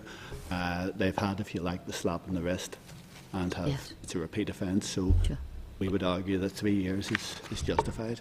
Well, can I ask you, Mr. Starrett, the court can only impose a 3-year ban, is that the position? That's right. What I'm suggesting is that perhaps, I think 3 years is far too much for a professional driver. I think you're depriving him of his livelihood. Okay, he's committed. Well, yes, he has. He's committed an offence and so forth. Or she, yeah. But there may well be circumstances in which there is mitigation in relation to that. The court then has to make a decision. The court's hands are tied. Has to impose a 3-year sentence. That, to my mind, is too much. The compromise might be between 1 and 3 years. The court has that discretion. A court can, if they feel there's exceptional circumstances, now they can go below the 3 years, and there is evidence that has been used on occasion. But that's a general. But the guideline would be 3 years. Yeah, but that's a general provision for any driving offence. Right. Is that right? Yeah. That's right. That's right. So at the moment, if it's at the 80 over 100 millimetre rule, then if they make another offence, then it's at 3 years as well, automatic 3 years. Yes. Within a 10-year period. Within a 10-year period. Yeah. Okay. So are we saying 10-year period for the new lower limit? The other point that's maybe worth making, sorry, Chair. The other point that's maybe worth making is that the 20 milligram and the repeat offence criteria would apply for young drivers as well, obviously. Yes. So it's not just professional drivers, it will apply for young drivers. 3 years. Yeah. Sorry, new drivers. Yeah. No, a couple of points just now. I appreciate what Alban said, but I have to say, my view is that if you're talking about a professional driver, first of all, I don't think we should be making it more lenient for them than the public, because, to be honest, if you're talking about professional drivers, I actually would expect somebody in that position to hold themselves effectively to a higher standard, particularly if you're talking about a professional driver. For example, if you're talking about, say, a bus driver, or, it can have wider implications for people in relation to that. The other point as well is, you can have a situation where somebody gets a ban, and they're not a professional driver, but it does cost them their job because, for instance, they're no longer able to travel to wherever it is, or whatever attitude their employer takes, or whatever on that side of it. Now, if, for example, you take a situation in which a professional driver cannot then drive and therefore automatically, effectively lose their livelihood, well, it's not as if professional driving is the only, it's not, therefore they're cast out into society and cannot do anything at all by way of work. The thing, they just can't do that particular thing. But I think it does come down to the basic thing that, at the very least, I would actually say, if you're a professional driver, you should actually more cognizance of the law in this direction. You should be more applying. I don't think we should be, and the point has been made that there can be, under very exceptional circumstances in any walk of life, you could get some sort of situation of an emergency type nature on it. The court can listen to it and say, well, actually, sorry, under those circumstances, we appreciate that, you know, it maybe was like some issue of necessity that they felt, you know, there was about to be a death or something of that nature, and whatever way it was, or, you know, some sort of mitigating factor that is so exceptional that is already catered for. I don't think we should be making additional provisions on that side of it for that particular night of what we've heard today, to be honest. That can't be a deterrent. People just need to bear that in mind if they offend again. It's going to be very serious consequences. I think we would say as well, Chair, that, you know, we're encouraging people to act responsibly, to not drink and drive. The alternative is to take a bus, to take a taxi. If you do that, you should do it on the expectation that you're putting your safety in the hands of someone who hasn't taken any. So that's, I think, the line of the argument Parliament would make in that. And this is in the course of them driving professionally, not when they're at home, you know, going down the road, you know, to pick up the kids. And yeah. Well, I still think it's disproportionate, and I'm not absolutely convinced that the flexibility that Mr. Starrett talks about is something that would be particularly applicable in these instances. I think that it would be much better if there was specific flexibility built into it, where the court would have to impose a minimum sentence of 1 year's suspension up to 3 years suspension. I think that would be a better way of proceeding. We did think it's a fairer position. Sorry. Yes. Sorry. We did provide the committee with some statistics which show both for first-time offenders and repeat offenders under the current rule, so under the 80, the range of sentences, and perhaps Sheila could find those again, we can if necessary, which showed the range of sentences imposed by district judges, and it was quite a substantial range. Presumably on the basis there is a mandatory sentence, but they would take aggravating and mitigating circumstances into account. Okay. So the legislature has set down what it expects the norm to be. Yep. The judiciary are hearing individual cases and taking individual cases on their merits. And there was what it did show is there was a considerable range applied. It's not for us to look at individual cases, but we did share those statistics with the Judicial Studies Board to share with judges for information, a collation of figures, not to say you should do A, B or C, but judges, you may be interested how collectively you are applying these provisions. In terms of sort of the headline figures from those findings, and this would be all drivers, not just professional drivers, but the statistics that we have were suggesting that 19% of repeat offenders were disqualified for less than 3 years. 81% did get to 3 years or more, but the 19% does seem to illustrate that an element of discretion is being applied. I think the next figure is relevant as well. That 33% were banned for 4 years or more. So it wasn't a one-way process. Sorry, they can band even more than 3 years? There's a mandatory minimum, but somebody, one or two from memory, it is all in the figures, got very significantly more than 4 year bans. Somebody would say twice the limit or whatever, you know, well over. Yes. Okay. But those figures, that's a summation of quite a lengthy statistical research paper. Okay. So we're saying there is a statutory minimum of 3 years, but it's not mandatory. The judge has discretion over it. Judges have the ability, and I am sure judges will say the duty to consider the facts of individual cases. Okay. Are you satisfied with that, Alban?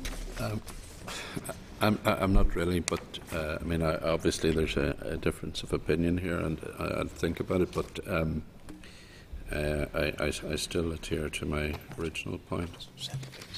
I think the flexibility should be written into this particular provision. Okay. But the committee is not keen, is not content to ask for the Minister for an amendment. Okay, I accept everyone that. I agree? accept that. Okay, that's we moved on then. Clause 9. That enables police to issue the further fixed penalty fine for non-completion of an approved course for drink and drive offenders. So this clause will enable a driver to access the same course through the fixed penalty system rather than through a court as well. Is that right? Yeah. Yeah. Okay. Members previously had asked whether there would be an additional penalty for those who booked the course but did not attend. So I think you said that the further fixed penalty of £100 would simply then bring the amount of penalty up to what it would be in at the start of 200. Yeah. And the course provider may charge a cancellation fee. Yeah. Okay. But there's a lot of follow-up you have to do. How do you check on everyone that they've completed it? There are processes through the provider providing information through the court service. The same applies in larger numbers, actually, for speed awareness courses, where if you don't attend, and the police run those, that's not part of DOE's responsibility, you don't attend within a certain period or don't complete the course, it's not just attending, it's successfully completing, then you go back to the preceding position where you get the points or you get the fine, whatever it may be, and you may also be stung for a cancellation fee, depending on the circumstances. Yes. Additional administrative costs? Yes, that's what it's designed to do, and somebody else can't attend that course if you cancel at the last minute and so on. Sure, yeah. Okay, members content with the clause as drafted? Okay, we moved on then. Part 3, learners and new drivers, clause 16. Is that right? We're looking at, yes, that's reducing the minimum age for obtaining provisional license from 17 to 16 and a half. I certainly don't really quite agree of lowering it, but I think in general members seem to be quite content with it. No, you're not, Ian, either? All right, okay. Okay, a lot of the evidence we got was that, if anything, it seemed to be slightly older in other jurisdictions in that regard. That I don't think there was anywhere going. Certainly, I mean, I appreciate there may be some states in America where 14, from 14, yeah. Yeah. You can marry your cousin type of thing, but no, I won't. I don't feel safe on those roads. There's a 14-year-old driving a car. Yeah. So probably, but in any event, what I was just going to say was, I think in terms of, I appreciate the thinking behind this, and appreciate in one sense it's part of a package which we may have some other issues with in relation to it. I think 17 is. I don't see a particular rationale for lowering it in terms of the existing age. So and that wasn't in the consultation paper anyway, either. That was never consulted. Is that right, Nicola? We consulted on raising the age, but still talking about driving, yeah. Sorry. We consulted on raising the age, and then on the question on the mandatory learning period, we said if we brought in a learning period, would you like a year if it maybe meant that the age could be reduced? So it was sort of a roundabout question, but quite a few people suggested I wouldn't mind a 1 year if I was allowed to start driving professionally at a younger age, and that's really how it all came about. It was the combined effect of the 1 year period, so that didn't push the full licensing age right up to 18. I note the insurers in their response did comment about the length of time that somebody has held a licence could work in their favour, the provisional licence, as the insurance costs. So that may add some weight as to why 16.5 might be. Sorry, say that again? The insurer said that some insurers consider how long somebody has held a provisional licence in terms of then deciding what the cost should be for insurance. When they pass the test? Yeah, so if somebody has had the opportunity to hold their licence from 16.5, and then achieve their licence at 17.5 and have held their licence for a year, that may result in lower insurance costs for them. But it doesn't mean they have started driving from 16.5. No, no. Yes. Right. Sure. I mean, I follow what Ms McAvoy has been saying. I think it's not an unreasonable compromise. It's not an unreasonable compromise if you're starting to drive at 16.5, do your year, you get your licence at 17.5. You know, it's a good compromise, given the fact that you have to do that year, that compulsory year. Sure. The only complication that is, I appreciate what Owen's saying, Richard. That may well hold true if, and I appreciate without prejudging the view of the committee, if we were committed to having a 12-month period. I think there's a lot of, and I know on occasion whenever Mr Eastwood raised the issue, I think that he would have some concerns over the 12-month period even, and that be so. I think a lot of us would have concern over a 12-month period. Sorry, you have concerns of the 12 months? I have concerns of the 12-month period. We've talked about me too. Different bits and that side of things. So yeah, I think there's a bit of an element where the two are, you're right in terms of the two are interlinked in that regard. Yeah. But if you have concerns that the 12-month period is inappropriate, then to some extent, I think also the logic goes that 16.5 is inappropriate. Alongside that as well. I think you were sticking with the 12-month period, there'd be a stronger case for 16. Chair, I mean, if that is the position, then I think we'll have to consider the 12-month period maybe first, rather than considering the actual age. Yeah, Chair, I would agree. I'd agree that we cannot both, Chair, say that that's right. 16.5, and let's look at the period of time where, you know, I mean, or 17 if ever gone back, but we certainly couldn't have 16.5 and 12 months. That's the impression. Yes. No problems with 16.5 either, to be honest. Yeah. Okay. Well, we pack this in the meantime then. We go on then to look at we moved on. Then what's the next one then? Clause 18 is 17.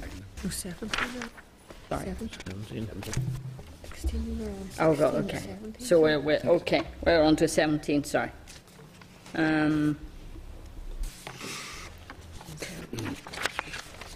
Yeah. Sorry. 17 then makes it a requirement for a person to hold a provisional license for at least 1 year before being able to take the practical test. So yeah. So 16 and 17 very much interrelated. Quite right.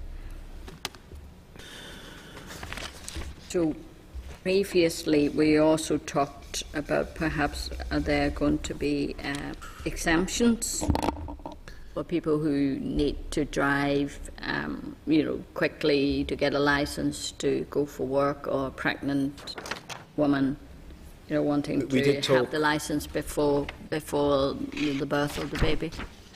We did. The bill as drafted allows regulations for exemptions from whatever the minimum learning period may be. I would counsel, as I did on my last appearance or the appearance before, what we don't want to get to is a position where there's a piece of law and 90% of people are exempted from the law. So it is finding an appropriate balance there. Nicola's reminded me that one exemption that does apply is somebody who is in receipt of carer's allowance. Sorry, for whom somebody receives carer's allowance. We're taking the power because that's one of the exemptions we see as being maybe required. We haven't said in the bill it's going to be for carer's allowance, but that was what we envisage might be one of the exemptions, that if you're in receipt of carer's allowance. The logic of 12 months, and I think it was mentioned during Barbara's presentation on the research, was you get round the full weather conditions. Yes. Yeah, we appreciate and lighting conditions. It's not just the weather and temperature, it's the lighting conditions and so on, the very low sun in the winter and so on. That's the logic for 12. You're quite right. Once you put 12 in, you've got to look at the starting age where that block of 12 months fits. Therefore, the two things do go very much together. If one were to start removing minimum ages and relying solely on the syllabus, which in effect is not that much different from now, you do piece by piece deconstruct any graduated driver licensing and end up more or less back where we are, which has young people 6 times more likely to be killed on the roads than older people. Young males 6 times more likely to be killed on the road than the average driver. So I accept there's a challenge here for us all, but it is finding that balance between rights and responsibilities. Yeah. Well, I think we understand what you're saying. But that also then... We talked earlier about, in general, a lot of young people will go and take lessons every week, say for 10 or 12 weeks, and then the parents and help them to practice in between. They're never going to be able to cover that whole year unless they're going to have one in the winter with a driving instructor, and then in January, and then spread out 12 months, and that's not going to help them. I think, in having, the learning and the practicing over a long period of 12 months. I take cognizance of all of those points and the points that Pam raised with Barbara about cost as well. And the cost is, it's not a direct implication, but I do accept there could be indirect implications, as you set out, Chair. I mean, where would the committee's mind be on a 6-month period? I mean, better. I think 6 months is quite reasonable. I think so too. I agree with all the issues, Chair, about learning at different times of the year and all that. But at the end of the day, ultimately it comes back to driverability. This was getting because some of the rural people, could do it within 3 months. That's right. So, and I still think it should be with driverability, but in terms of 16 and a half, I would certainly go with a 6. You go with 6 months. Yeah, if you're 16 and a half dropped, you mean? If you're going at 16 and a half, because everybody's arguing this around the 17, I wouldn't go 16 and a half and then how minimum for 12 months would be 17 and a half. Could I put just 2 thoughts on the table and no more than that? 17 and 6 months. Yeah. 17 and 6 months. Yeah. Or 15 years of age. 17 and 6 months. Yeah. Or 6 months minimum. Earliest date you can do a test is 17 and a half. Yeah. But you could take a provisional licence at 16 and a half if you wished to gain that 12 months, but you couldn't take a test before you were 17 and a half. They're just 2 thoughts from the discussion you're having.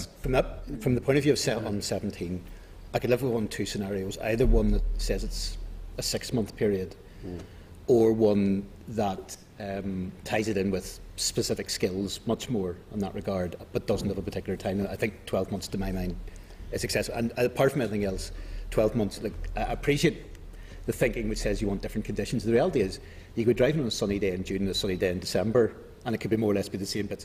You could drive on a different day on a Tuesday and a Wednesday in the 1 week, and it could be completely different bits on it.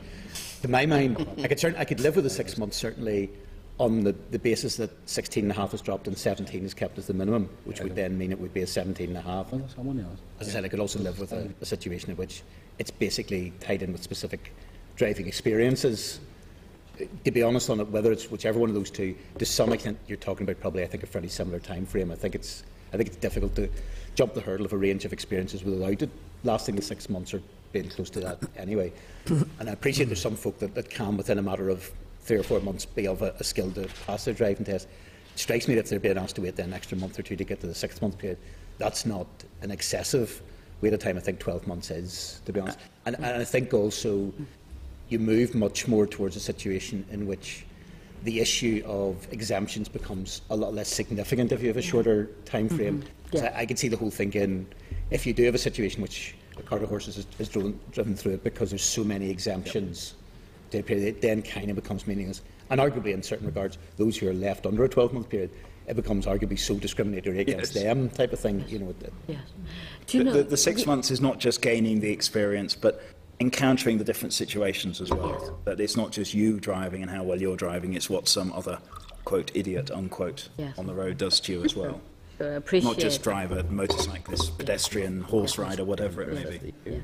But to be honest, I think if you ask the public, you ask parents with teenagers, they'll be horrified to think that we are reducing it from 17 to 16 and a half.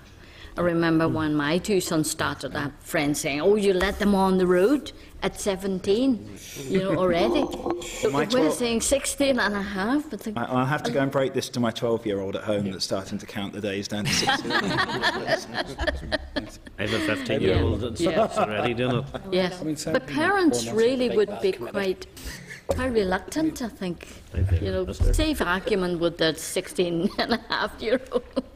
If the law says you have to be 17. Do I get a sense, sorry to sort of, but I'm not conscious you've got a lot of other business as well, do I get a sense that if the Minister were to bring an amendment saying 17-year minimum and a 6-month minimum learning period, that way, well, it may well meet satisfaction with the committee? Yes, I would. I certainly support that, Ian. Would others support that? I think so, yeah. I think it makes sense to me. No difference to now. Sorry, Cahill? No, sorry, Chair, I'm just talking about You're talking to me and Barry, I think. Right. Would you support that? Would Sinn Féin support that? I'll come back to that, Chair. Okay. All right. Will you be coming back in 6 months or 12 months? Well, we could go back in 3 months. Not 2 years, as I said earlier. Chair, just, I mean, Cahill raised a point there, really, about, you know, party positions. I mean, I have to say, I mean, I haven't discussed this fully within our own group, you know. Okay. I mean, what we discuss here is within committee, and but people are interested, obviously, in this discussion. So I couldn't give you a definitive SDLP position on it. I haven't even discussed it privately with the Minister, I have to confess. But so I think, you know, when we're saying these things, you have to take into account what parties might ultimately decide collectively. Well, I have consulted with my party. Ah, well, you're yes. I'm one step ahead of you. It seems, Chair, after all the debate, we're back right round to the starting. And okay. So we'll come back to you again on that. So maybe can you... Here's where it's now. Yeah. Would the department then maybe talk to the Minister? Then you're meeting the Minister on Monday. So, you know, the committees would be, I think, happy to see, would certainly support if we, you know, stay at 16. 17. Calm down. Yeah. And urge all members then, between now and next week, to talk to your party and ascertain... 17. You said 16. Yeah. 17. No, between now and next week about, the age. Okay. The point is... 17, yes, whether you support 17 or 16 If that were to be the consensus, the drafting is straightforward. There's a change from 12 to 6 in clause 18, and actually clause 17 is removed because it's status quo. Yeah. Is it not 16? It would be 16 Sorry. removed, yeah. No. Clause, yes, for the record, clause 16 would be removed. 16. And 6 would be... 12 would be replaced by 6 in clause 17. 17. Yeah. We number these clauses the same days. Okay, we moved on then. Clause 18. I raised that point, Chair, in terms of if the committee felt, it was in a position to move to formal clause by clause next week, that would probably be in the absence of the redrafted clauses in this instance and indeed potentially around the statutory option. But the drafting in this case is a very straightforward matter of removing a clause and changing one number in another clause. Sure. Yeah. We do. Okay, members content with that? Okay. Then next one is 18. Then 18 relates to approved programs of training. Okay. And that it's it's really about the logbook as a document where the driving lessons or practice undertaken by a person working through the approved programme of training is recorded, and it must be signed by an approved driver, driving or motorcycle instructor or a qualified driver. So, Ian, if we change the period from 1 year to 6 months, is it going to affect this clause? it won't affect this clause. It will affect potentially the detailed of the logbook. Yes. And we have been doing some work with DVA, who've got the experts in the sort of training or what's the word? Examining drivers. We would take that into a zone of a 6-month minimum period. That doesn't mean somebody has to come in on 6 months. Yes. They could, of course, take longer than that, but that would be framed into the logbook. But it wouldn't affect this, and probably wouldn't affect the regulations under this bill. It would be more of a policy administrative piece about the detailed wording in the logbook. Sure. Okay. Okay, that's fine. Members content with that? Any? All right. We're kind of mostly look at the logbook, but I think we'll be seeing the draft logbook anyway at some stage, won't we? Yes, there would be a. What was would that be? The regulations would need to be developed. Yes, but yes, I think I'd committed previously that there would be sight of at least a good, solid, late draft of the logbook before we got to the negative resolution process around the regulations around the logbook. Sure. Okay, members content with that? Yep. We moved on then. Clause 20, that removes the current 45 miles per hour speed limit on new and learner drivers and imposes restrictions on newly qualified drivers. Right. We certainly have heard quite a bit then from the young people on that in relation to the restrictions of young people. I just think it's just so complicated. It's just going to be so difficult for you to give out the message, understand the rationale, and so and the police certainly also have said about difficulties of verifying at the time, on the roadside, of who is under 20, who is not, who is whether a member of the family or not. I do accept the challenges, and indeed it came out in some of the research and some of the comments that Barbara commented on. But I do think we need to bear in mind, philosophically, people do not set out to disobey the law. And in this case, it's both the individual and their parents or whoever has an interest in the vehicle. But there is a point of education, and you're quite right, it's not just who can go in and who can't go in under what circumstances, it's also why is this required?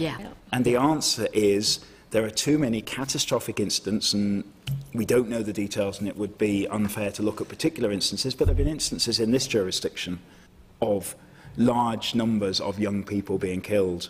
One in County Armagh last year or the year before comes to my mind, as well as whatever happened in County Kildare last week. There are too many the insurance industry call catastrophic claims when they're talking about 7 or 8 digit figures of payout across this. I agree with that. I don't have a problem with this one. I just think you need to do a very good campaign to explain your rationale and detail the restrictions.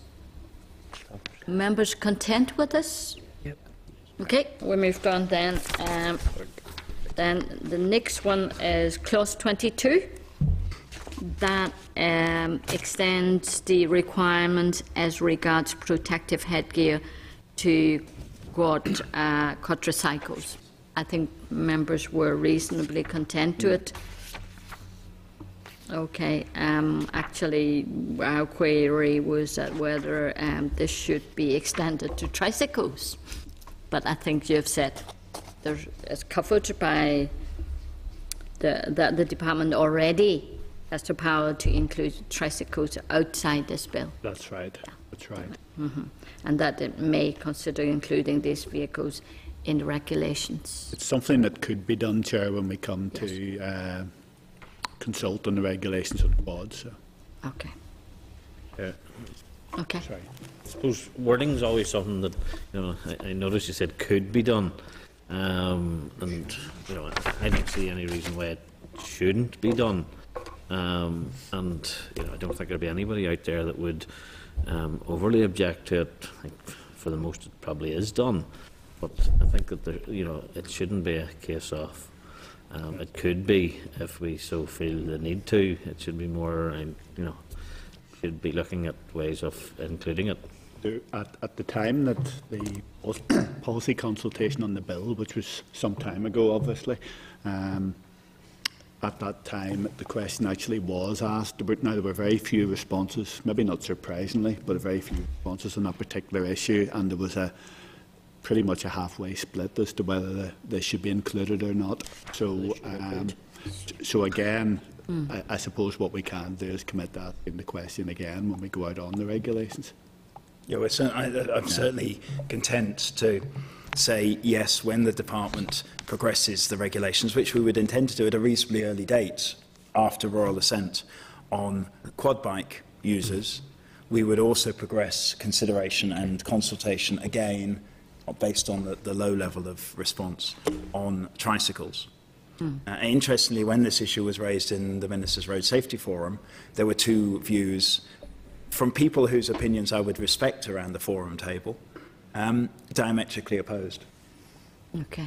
As to whether tricycles should be included, whether it should be 2 and 4 and not 3, or 2, 3 and 4.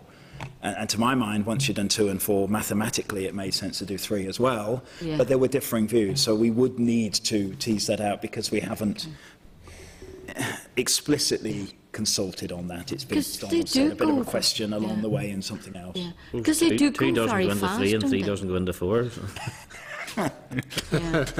Yeah, they're motorised and they go very fast, don't they? Oh, they are. When are we going to ask people to put helmets on when they're cycling?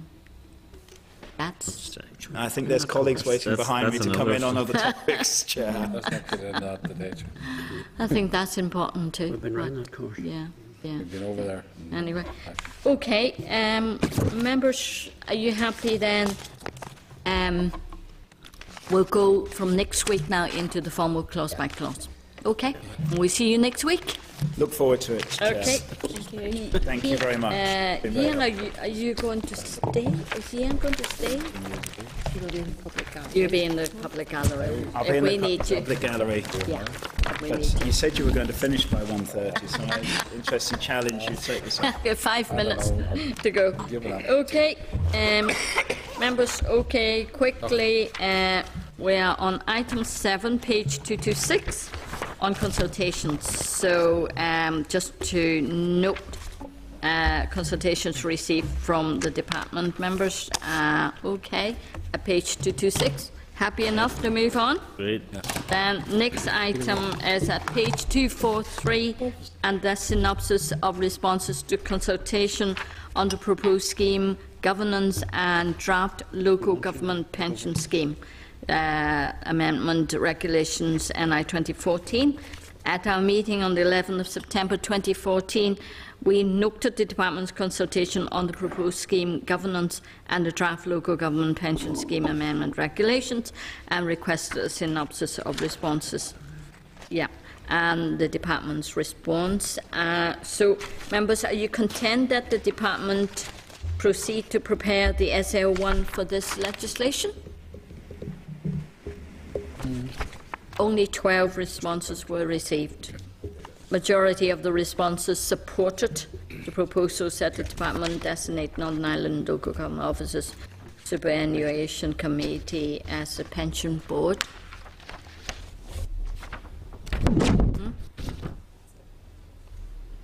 Yeah, okay. Too late in the day to argue too much. You want a briefing? Is there, would you like a briefing? Well, yeah, it might be at the very least, it might be useful, given sort of, I know there's other bits of business we need to get through on it, either a briefing or even something that we didn't have to take a decision today on it. No, just right away. Just Yeah, we'll time enough. We'll time enough. Fair enough. Go for a briefing. Yep, we'll ask them for a briefing. Ask them for a briefing, yeah. Probably doesn't have to be that long, yeah. but I mean, just get a briefing. Yeah. Okay, moved on then. Next.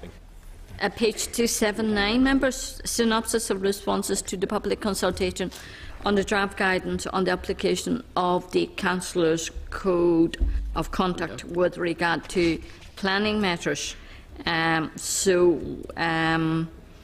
is a briefing from from the department on the responses to its consultation. Okay, this is specifically code of conduct in relation to planning matters. So if we welcome Angus, Susan, right? Susan Wilkin, Beverly Cowan, Kathy Prinko, and Beverly's not there. Yeah, okay, and Mylene. All right, Mylene. Yes, yeah. Okay. So if you give us a quick briefing on this. Okay. Yeah. Yes, Chair, I think I will. And thank you very much for affording us the opportunity to have some lunch. Very much appreciated. Least we could do, keeping you that late. No, much appreciated. As the committee is aware, the Local Government Act 2014 introduced a new ethical regime for local government. And as part of this regime, the Department issued a Code of Conduct for councillors, which was approved by the Assembly on the 27th of May 2014. And Part 9 of that code really contains the planning element and won't take effect until the 1st of April 2015 when planning powers transfer.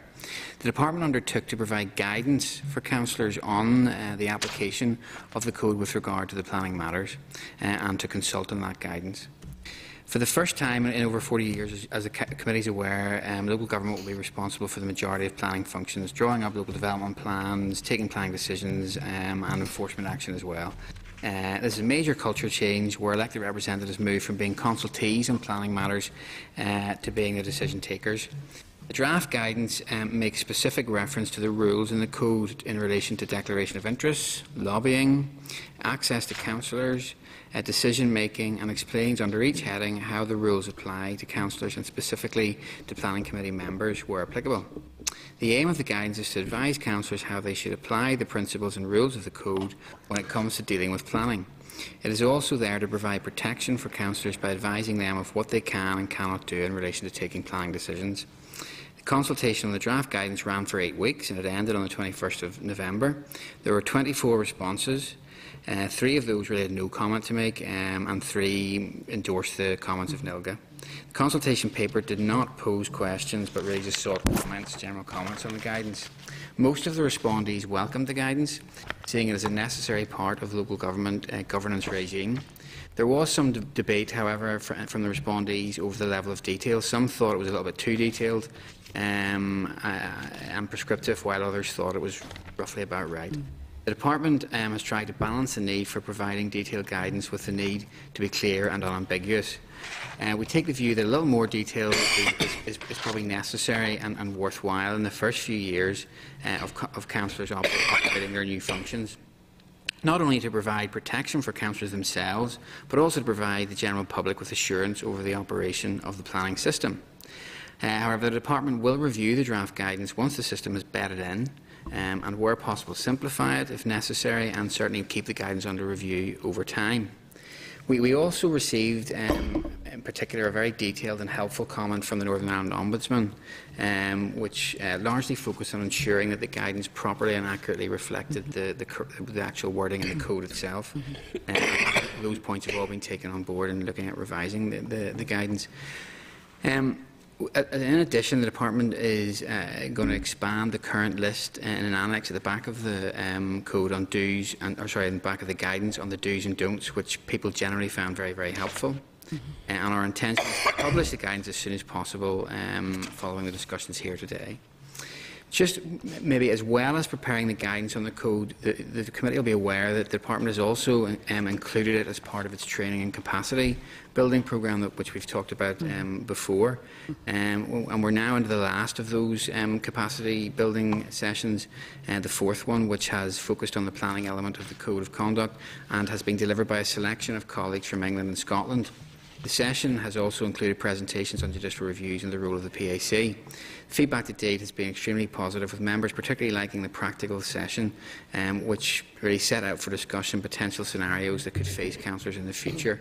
And we have one of those sessions left, on the 28th of January, and then that'll be over. But that's really all I wanted to say, just by way of introduction on the guidance, and happy to take questions. Sure. Very good. I read through your papers, and I appreciate you taking on board a lot of the comments, particularly from the Ombudsman and others. So I don't think I have any particular questions questions to ask you.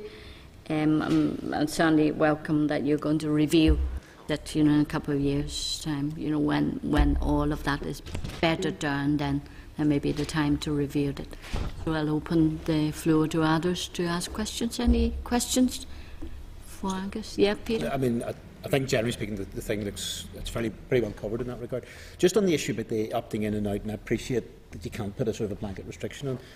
You'd obviously done a little bit of research in terms of other jurisdictions of the prospect, say there was a particularly controversial local issue.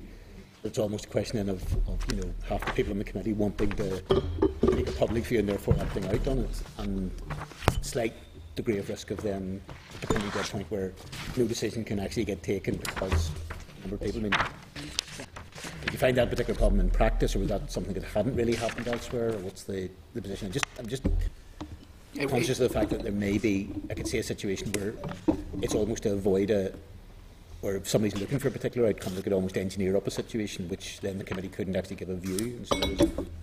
Yeah. I mean, it came up in some discussions, I think, about the potential for it to happen. We didn't really come across it happening or having had happened, if you like, in the other jurisdictions. And I suppose it relates to the size of the committee and so on. Generally, the other jurisdictions would say don't make the committee too big, but at the same time, if you make it too small, if you make the planning committee too small, there is a greater enhanced risk of that happening.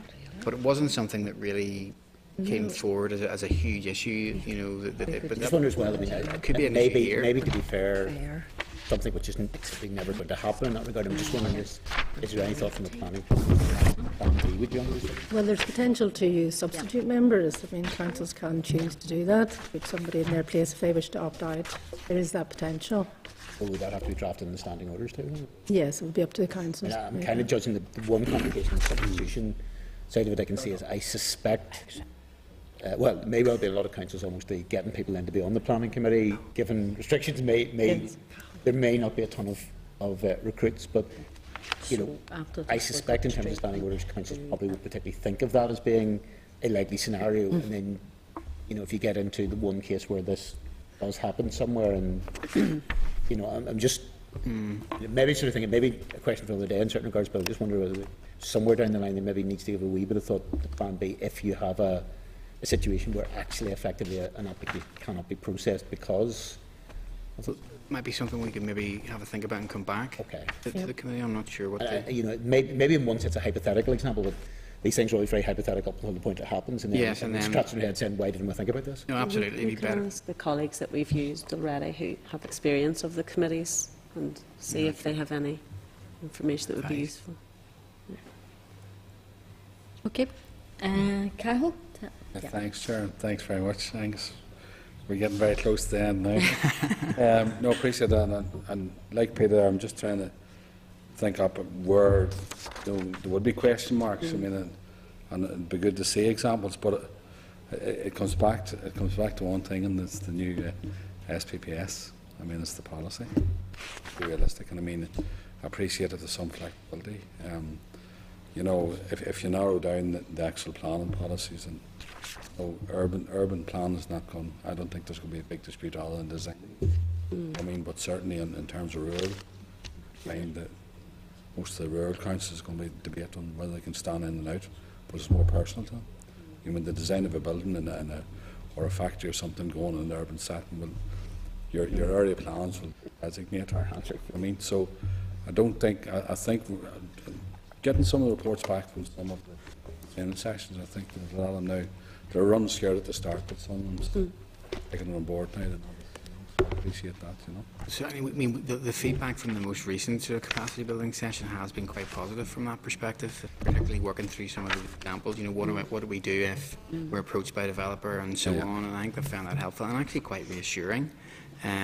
Because there is the scope to be able to still talk to people as long as you don't make your mind up in advance and so on. So generally been quite positive. Yeah, I'm glad to hear about the training. Capacity building is going well. Okay, no more questions. Members, if I propose we drop a number of items, so item 14, SL1, we can wait for next week. So if we just go straight to you, Angus Dungo. Thank then, you. If we then go straight to the SL1 on planning.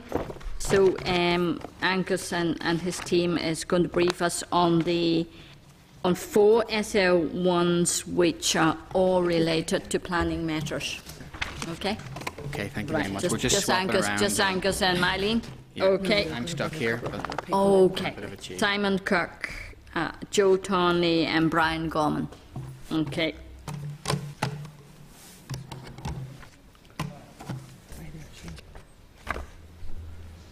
Yeah. Okay. Okay. Just refer members to the SL1s at pages 216 to 381 for the planning SL1s, and also we are just to say that we are also going to defer discussion of all the SR1s or the SRs except the taxi driver, the taxi licensing one. Okay, we're going to jump to that one. 20, isn't it? After this. Yeah, yeah. Okay. So over to you again, Angus. Okay. Yeah. Maybe just if we do you want to do these one at a time? Start off with the planning claims for compensation. Okay. Yeah. The regulations place 2 requirements on anyone making a claim for compensation to a council for loss or damage caused by service of a building preservation notice. The requirements are that a claim must be made in writing to the appropriate council and must be made within 6 months of the action or decision that gave rise to the claim. And really, this is essentially a technical amendment that makes no policy changes. It effectively replicates the arrangements which are currently in place under the Planning Claims for Compensation Regulations 2006, which apply to the Department at the moment, and really makes it work for the new 2-tier system. Okay. Yep. I mean, that's it. Happy enough? Okay. Yep. No questions. So, we'll just go on to the next. Yeah. Okay. So which one? This is the first one. The claims then. Okay. Just ask members then. Are you content that the department proceed to make that rule? Then that's the SL1, the planning claims for compensation regulations, NI 2015. You agree? Yep. Okay. Then you go on to the next one. The next one I have here then is the Planning Environmental Impact Assessment Regulations. If we just do all of them and then... Do you want me to read through? But, okay, so Planning Environmental Impact Regulations. Directive 2011-92, really referred to as the EIA Directive, requires projects that are likely to have a significant effect on the environment to undergo an environmental impact assessment before they receive development consent. Environmental impact assessment is a means of drawing together an assessment of a project's likely environmental effects, which helps to ensure that the importance of the predicted effects and the scope for reducing them are properly understood by both the public and the relevant competent planning authority before it makes its decision. The current EIA regulations ensure that the Department currently meets its responsibility under the EIA Directive in its role as the sole Northern Ireland Planning Authority, and really again, essentially these regulations are technical in that they apply the existing requirements that we have on the Department to the new 2-tier planning system. Okay. Any questions? Okay, we'll move on to the next one and then we can do all the... Okay, the next one is the Planning Hazardous Substance Regulations 2015. Moving on, Section 108 of the 2011 Planning Act provides that the presence, for example, the storage on, over or under land of a hazardous substance equal to or in excess of the controlled quantity specified by the regulations requires the consent of the Council. These regulations specify the substances which are hazardous substances for the purposes of the 2011 Act and the controlled quantities of those substances. Hazardous substances would include, for example, chemicals such as petroleum products, flammable gases, chlorine, bromine, etc. They also lay down the procedure for applications for consent and determination of applications. In addition, they make provision for the service of enforcement notices referred to in the regulations as hazardous substances contravention notices, specify matters to be included in such notices, and apply certain provisions of the 2011 Act with modifications to appeals against such notices, penalties or non-compliance, works required by and the effect of such notices. And again, in essence, the statutory rule transfers to the new councils the same range of provisions relating to hazardous substances that are currently available to the department. Okay. Questions, members? Nope. Move on to the next. Okay. Finally, this is the planning management of waste from extractive industry regulations. And these are regulations which cover the management of waste from extractive industries, essentially quarrying and mining and so forth in Northern Ireland. And the rule is made under powers conferred by the Section 2.2 of the European Communities Act 1972 rather than the 2011 Planning Act. The rule deals with the continued implementation of the requirements of the Mining Waste Directive, which was originally transposed into Northern Ireland law in 2010. Transposition was via the planning regime, with a grant of planning permission acting as the permit required by the Mining Waste Directive. This meant that actions to effectively manage waste from extractive industries would be considered and addressed as part of development management function within the planning system. Where development produces waste, there is a requirement to submit a waste management plan as part of the planning application for approval. If such development operates without an approved waste management plan, this is a breach of planning control. These regulations make the necessary adjustments, enabling both councils and the department, where necessary, to manage such applications. The regulations also retain the department's role in managing any issues which may have an effect on transboundary considerations with another EU member, for example the Republic of Ireland, and again, in essence, they are allowing councils to have the same powers and requirements that we have as a department at the moment. Sure. Okay. Questions, members? No? Okay, if I read out then, are members content that the department proceed to make the following rules? SL1, the Planning Environmental Impact Assessment Regulations, NI 2015. Yes? Content? Read. SL1, the Planning Hazardous Substance Regulations, NI 2015. Great. Yes, thank you. SL1, the Planning Management of Waste from Extractive Industries Regulations, NI 2015. Great. Agree? Thank you. All done. That's. We have one more. We have one more for you. Okay, this is a quick one. Okay, this is the this is Oru. Subject to the draft affirmative resolution procedure in relation to the Planning 2011 Act Commencement Number 2 Order NI, and provisionally will come to the Assembly for debate. Yes.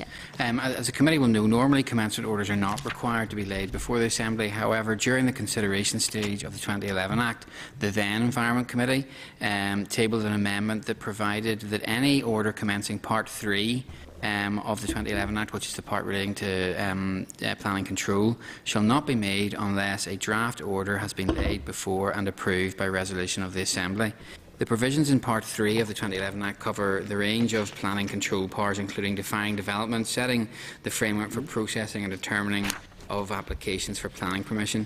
The Committee's amendment was to ensure that appropriate governance measures are in place when responsibility for the majority of planning decisions transfers to councils, and the amendment was approved. Members will be aware that the 2014 Local Government Act has now introduced a new modern statutory framework for governance for the 11 councils and a new ethical standards framework, which includes the mandatory code of conduct, which we were talking about earlier. Part 9 of the code, as we said, it includes the planning element and comes into effect on transfer in April 2015. This, associated with the ongoing capacity building that we've talked about, we believe will equip councillors with the knowledge and skills to carry out their new role and to have the confidence as well as the competence to make sound planning decisions from day one. Okay.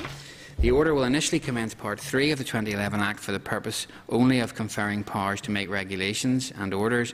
This will ensure that the Department has the enabling powers required to put in place the detailed proposals for supported legislation necessary to introduce the reforms of the planning system and those which have been going through the committee in recent months.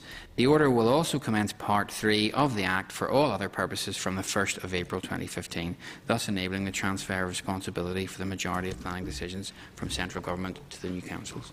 Okay. Any comments, members? Okay. If not, I'll put the following question to you all.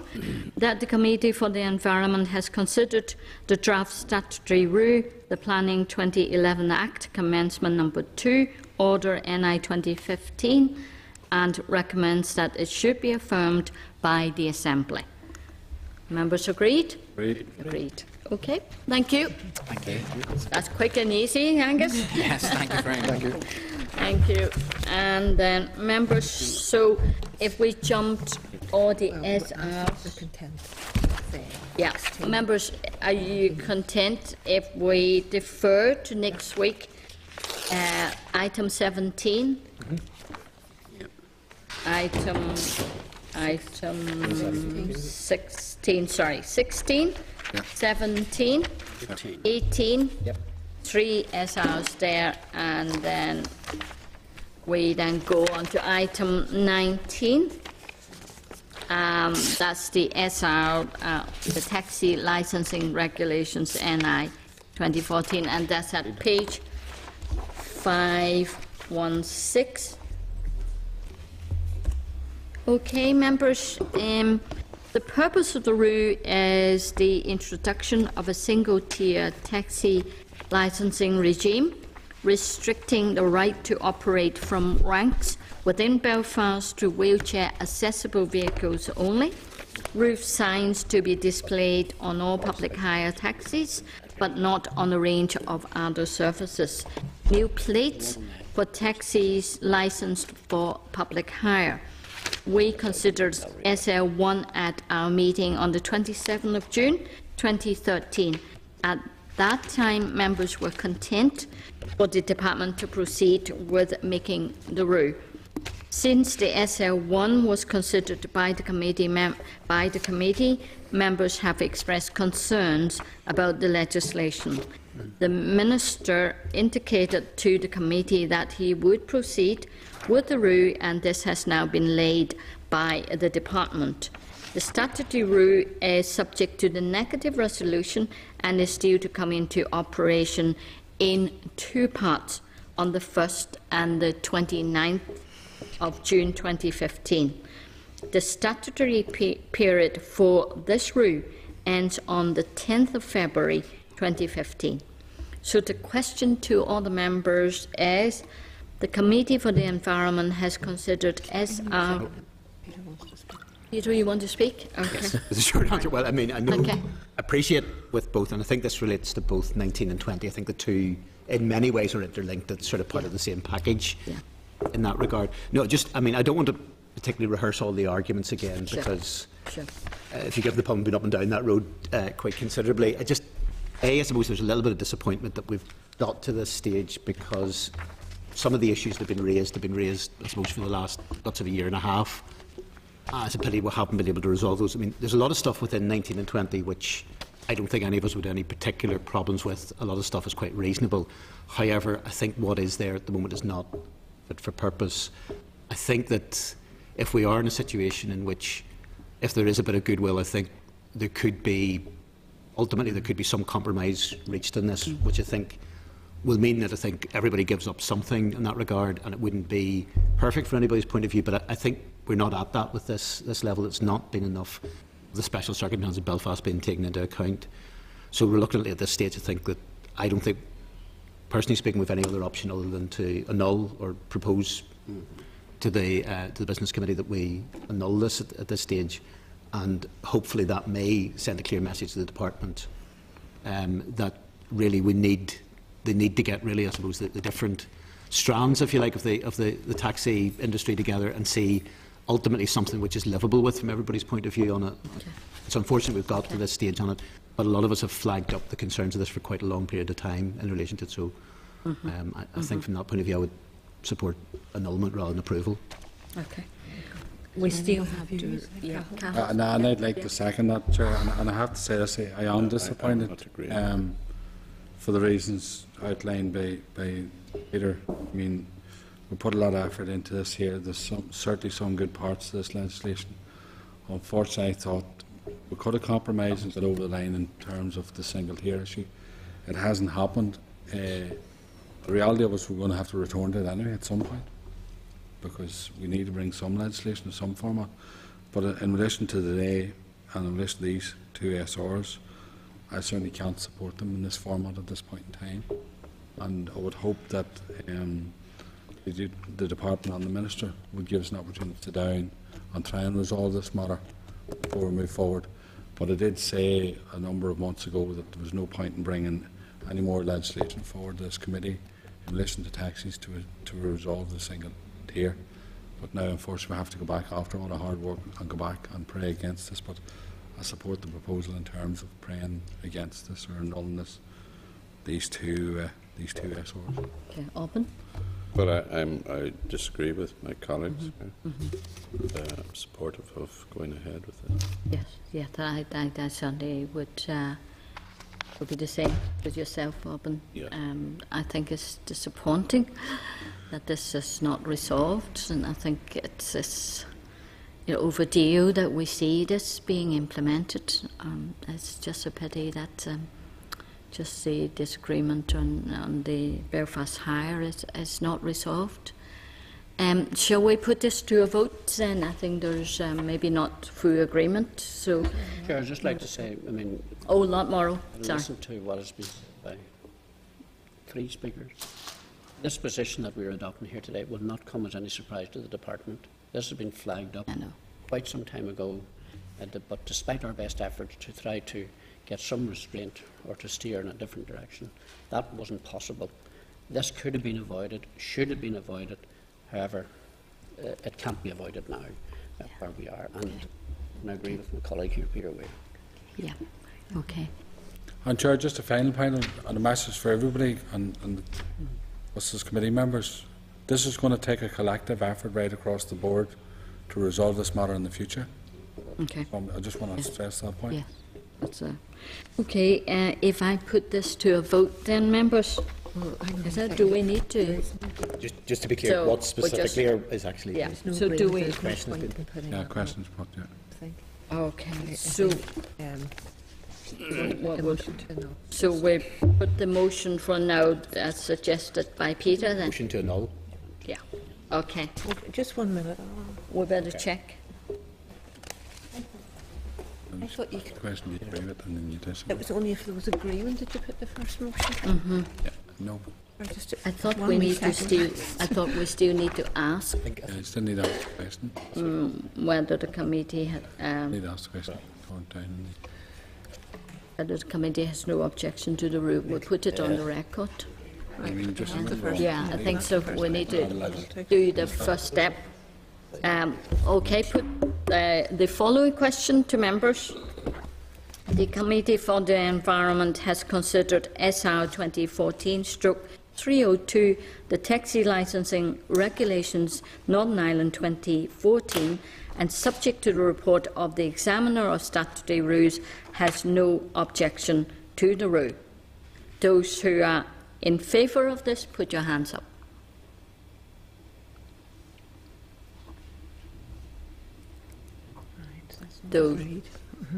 Those who object to it, hands up. Okay, you got all the names? Scribbled in initials. Okay, then so obviously then we the committee objects to the statutory rule. So if I put the following questions to members now.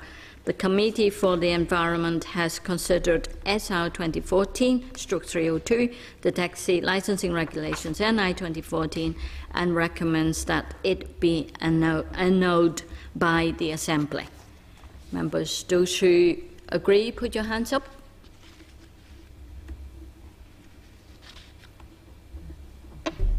Okay, those who disagree, hands up. Okay, then the proposal is agreed by majority of the committee. So the clerk will prepare a motion to be considered by the business committee. Then I will go next week. Yes, I go next week because there really is a time element. It is that's why. Okay. It will be to the business committee next week, or potentially the earliest would be Monday or Tuesday week if you don't put it on the floor of the chamber. Yeah. I don't think it'll go to the business committee until next. We have to lay everything for next Thursday, so that would be the business committee, not this coming Tuesday, the following Tuesday. So you're probably talking about. Oh, we missed that even. So this is 9:30 on a Thursday morning. Oh, right. Okay. Okay.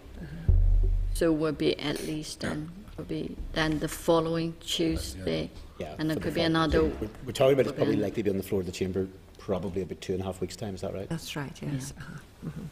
Okay, members, then we then go on to the next one, then which is the SR 14/303. Members, item 20, page 571. That's the taxi operators licensing amendment regulations. The purpose of the rule is to account for the changes being made to the taxi vehicle licensing regime by way of the taxi vehicle licensing regulations NI 2014. We considered the SL1 at our meeting on the 27th June 2013. We're content for the department to proceed with making the rule. Since the SL1 was considered by the committee, members have expressed concerns about the legislation. The Minister indicated to the committee that he would proceed with the rule, and this has now been laid by the department. The statutory rule is subject to the negative resolution and is due to come into operation on the 29th June 2015. The statutory period for this rule ends on the 10th of February 2015. Comments, members? I think based on the comments all of us, we've probably covered both issues. Yeah. So, yeah. Okay, members, we just So we just can go straight then on to if the committee objects to the statutory rule. Okay, that I put the following question to you. The Committee for the Environment has considered SR 2014/303, the Taxi Operators Licensing Amendment Regulations NI 2014, and recommends that it be annulled by the Assembly. So, are members agreed? Those who agree, please raise your hands. And the noes.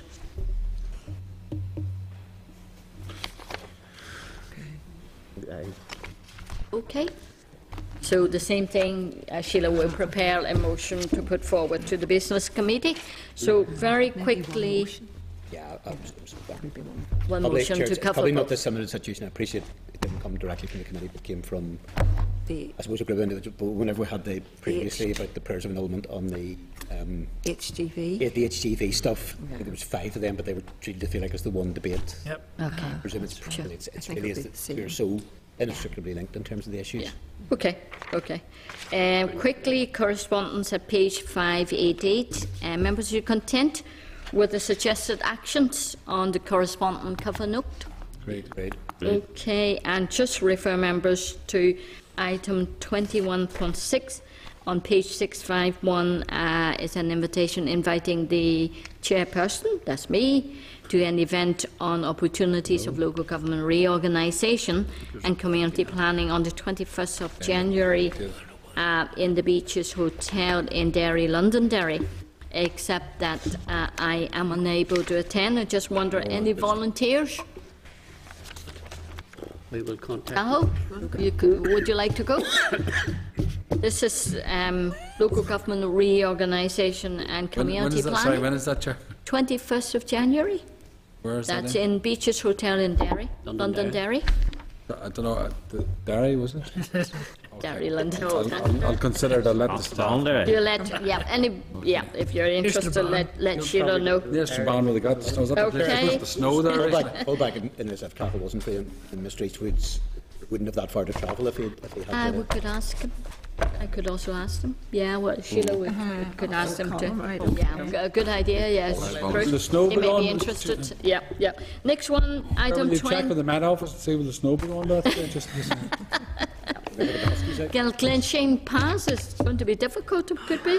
Right, item 21.11 on page 777 is correspondence about the November 2014 ISNI report. Members content to note the new format. It's just going to new style. Okay. Item 21.13 on page 783 is the annual progress report for 2014 on the rural white paper action plans. Members content to note? Right. Okay. Forward work programme is on page 808. Members content to note? Yeah. AOB nothing. And next meeting usual time and Thursday 22nd of January in the Senate chamber.